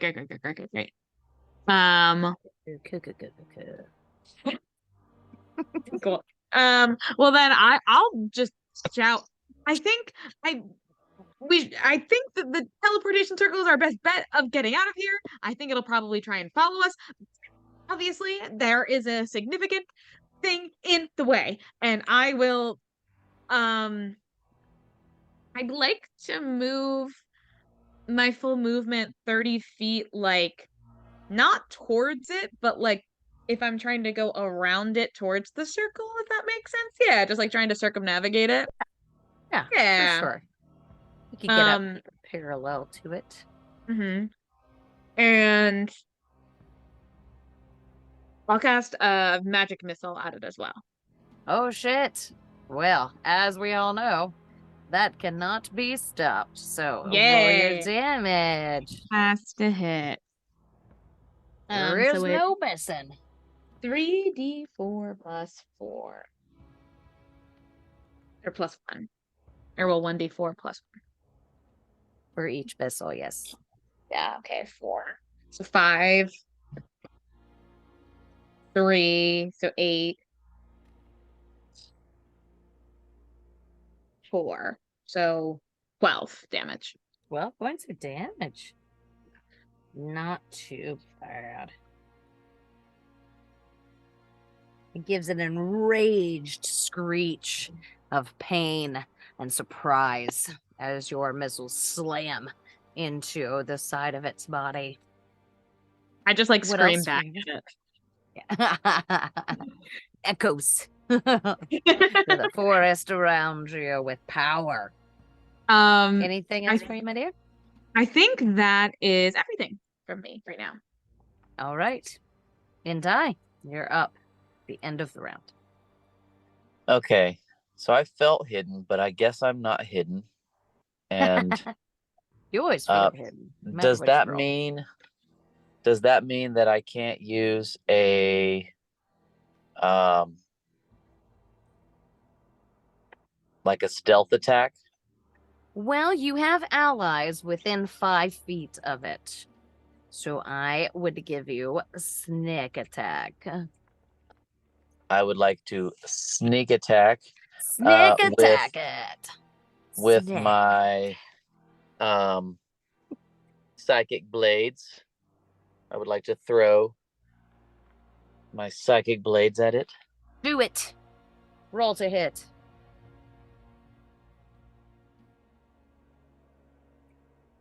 That's a 10. A 10 does not hit, unfortunately, as you feel the Yeah. echoes of the psychic blade reverberate in your mind and don't seem to escape. Can I use another attack on my bonus action? I think. Unfortunately not. You have to hit with your first one in order Okay. to use your bonus action to do a second Okay. offhand attack. Then I will hide. So I'm You can thinking attempt to hide.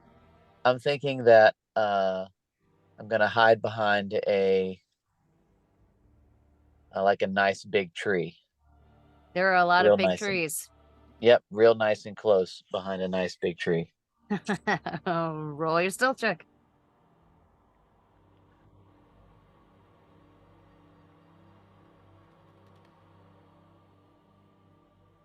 $19.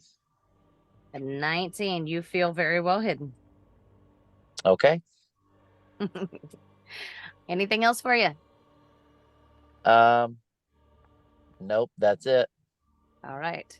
Top of the round, Echo. Dash will be next.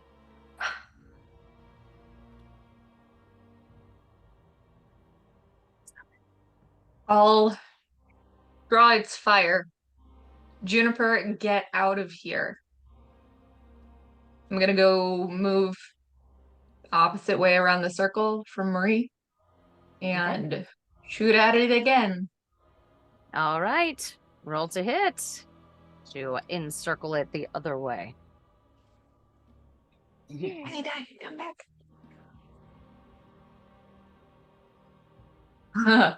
8. An 8 as your arrow just bounces off its leathery scaled hide. Anything else for you? I wish I could. I guess I'll. Oh, I forgot about Hunter's Mark.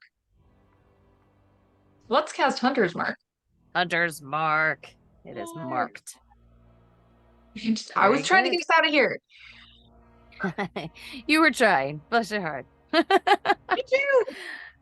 All right. Dash, you're up. Then it's my turn.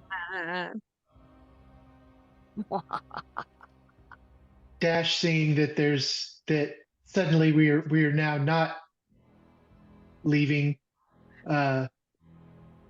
He kind of refocuses his attention, pulls that healing potion back out of his pocket, chugs that right quick. So let's see.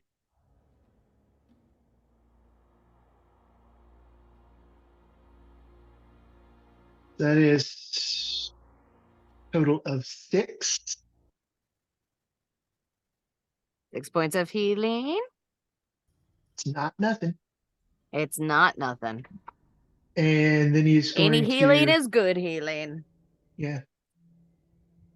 I think with his hand, he's just going to chuck the empty vial like at the thing's face, just in a. Yes, improvised weapon. Roll to I don't hit. need this anymore. And then just throws a goopy arm punch right Do at it. at whatever is within range. There's definitely some sort of body part within range. It's taking up Dirty this 20. entire space. Dirty 20 hits. So another 5 damage. 5 damage.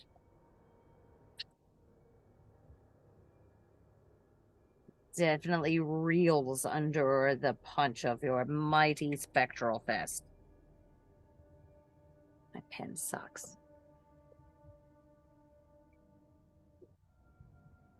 All And right. that's all he can do. So My turn. And then Omrick, you'll be next. Okay, let's roll to see if he gets his vision back. Okay. All Does that right. mean he does? I heard Line. that. Line.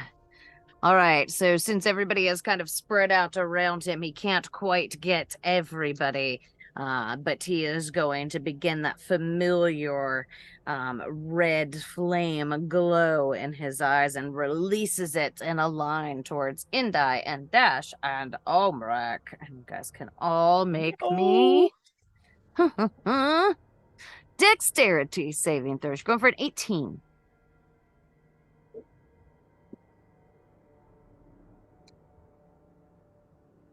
11.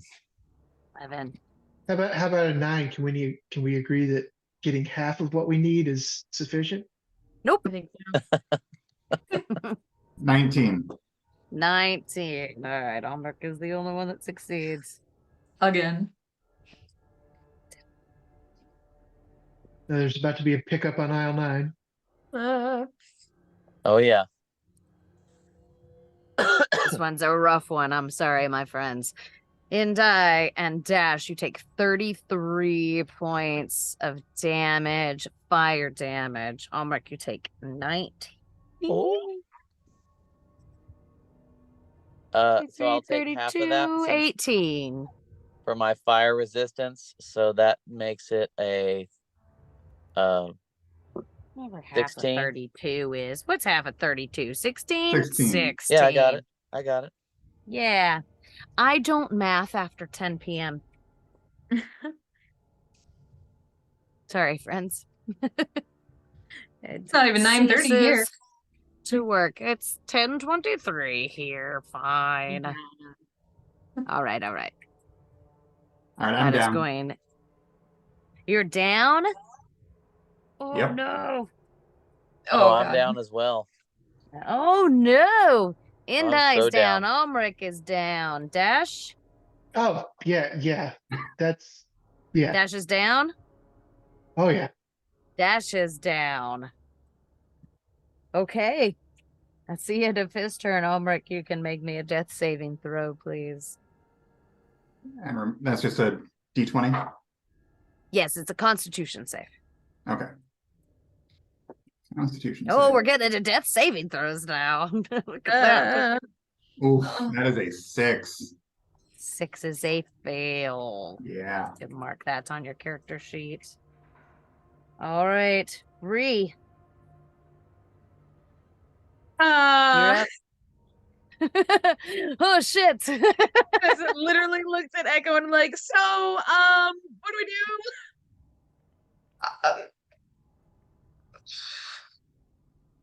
We either kill it or we get it away from them. Okay, cool. Kill it or get it away from them. How close does it look to being dead? You can make a nature check for me. Sure, why not? Will I be able to do anything else if I do a nature check? Yeah. Okay. Yeah, when I ask you 19. to make a roll, it's not going to take away from an action or a bonus action or anything. It's me asking you to do it. So count against you. A 19? 19. I mean, it's looking pretty rough. It's got quite a few like scorch marks and cuts that it is currently bleeding from. It looks like it is slightly struggling to hold itself in the air. Okay. Cool. Well, Well, I can't. I might be able to get it away from us, but probably not. Cool. I'm just gonna cast Shatter again. I once again, seeing 3 of my companions fall down, I once again just absolutely scream at the top of my Yes. lungs. And it forms golden runic vibrations through the creature. And it needs to beautiful. make a con save. Con save. Ooh, that's actually kind of rough. 11? Does not save. Does not save. My Do save your is damage. 14. Yes. Please God. Oh god, that was a percent. Okay, well, none of those were D8 that I just rolled. I just rolled like a D10 and 2 percentile dice. So sorry. Let me roll the real correct dice. Too messed up, I'm huh? so nervous. I was like 80. Wow. Okay, that sucks. 9 damage. 9 points of damage. Okay. We'll see what happens on its turn. Anything else for you, Ree? Definitely gives a shriek that kind of sunders the air around you and slashes its head back and forth, and you notice fissures appear in the leathery like wings of the creature. How far away from it am I right now? About 30 feet. Well, I would like to move backwards away from it, my full movement 30 feet. I don't care if Okay. I'm getting closer to the portal or not.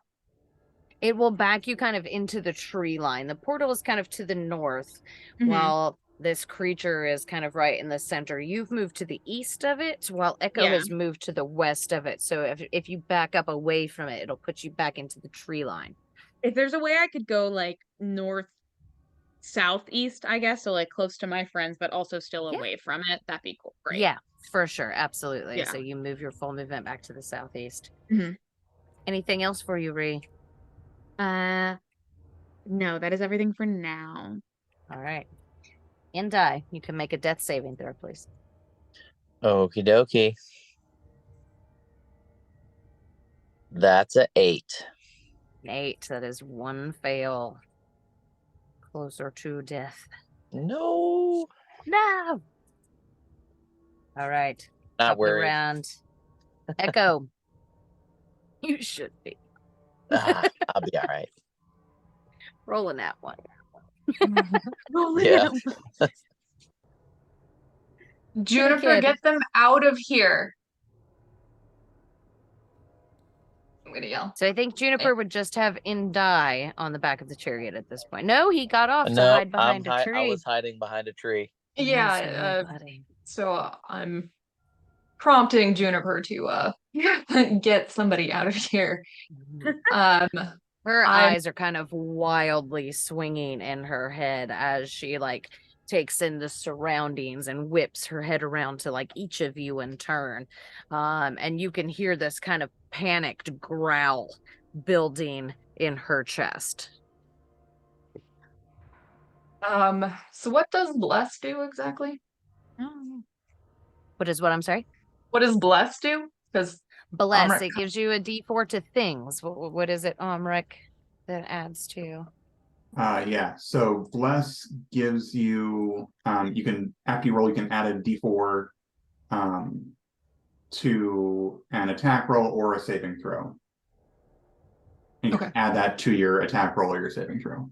Very nice. I'm going to shoot at it again. Moving further around the circle, trying to make as much noise as possible and draw its attention. Okay. Roll say hits. 22.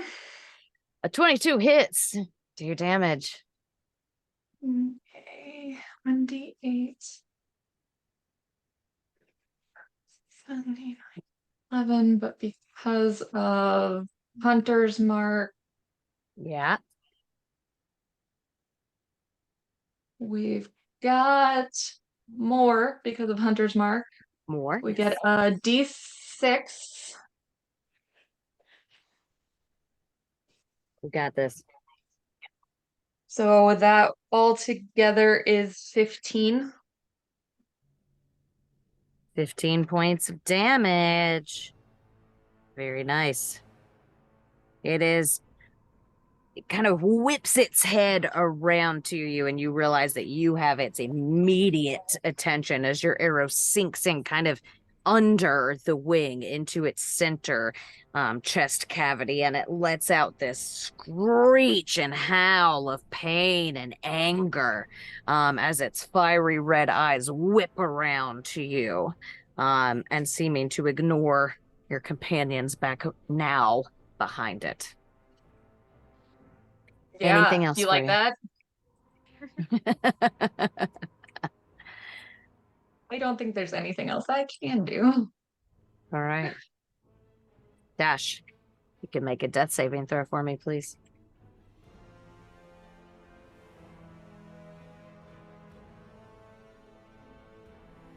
Use it, placement. At 13. So 13 is a success. By friends, you got one success closer to consciousness stabilization. All right. That brings it to the creature's turn. As it turns its bloody and fiery gaze upon you, Echo. It is going to make 2 slashes with its claws against you. 13 to hit? No? Nope. The 19 to hit? Yep. Yes. Okay. 2, 4, 6. 11 points of slashing damage. I am in the hole. Oh shit, Echo is also down. And as your form, the lights in your eyes begin to flicker and dim, you catch sight of this creature, and you notice it as well. It gives one last slash at Echo as they begin to fall, and this creature takes to the air with a mighty beat of its wings and still baying out this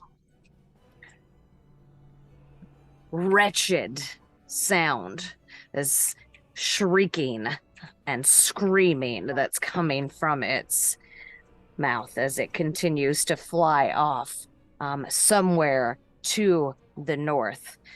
You watch its figure retreat, and realize that you are alone with the unconscious forms of all of your companions. And I think that's where we're going to stop the session for tonight. Damn. That's such a good spot. You monster! I my love it. Legendary. Oh gosh, okay. And I'm sure that the 6 of us will continue to talk. But as of right now, I'm going to say thank you to all of you wonderful players for playing in my game. It's an absolute honor to have every single one of you. And thanks to everybody who may listen to this. I hope you do. And if you do, I hope that you enjoyed it and you can leave a review and tell me how awesome it was. That would be great. So, we will be back in about 2-ish weeks or so. Sorry, we're kind of on a sporadic schedule, but keep an eye out. Make sure you subscribe and follow so that you can see when our next episode will be. And thank you all very, very much for listening, and we'll see you next time. Everybody say bye. Bye. bye.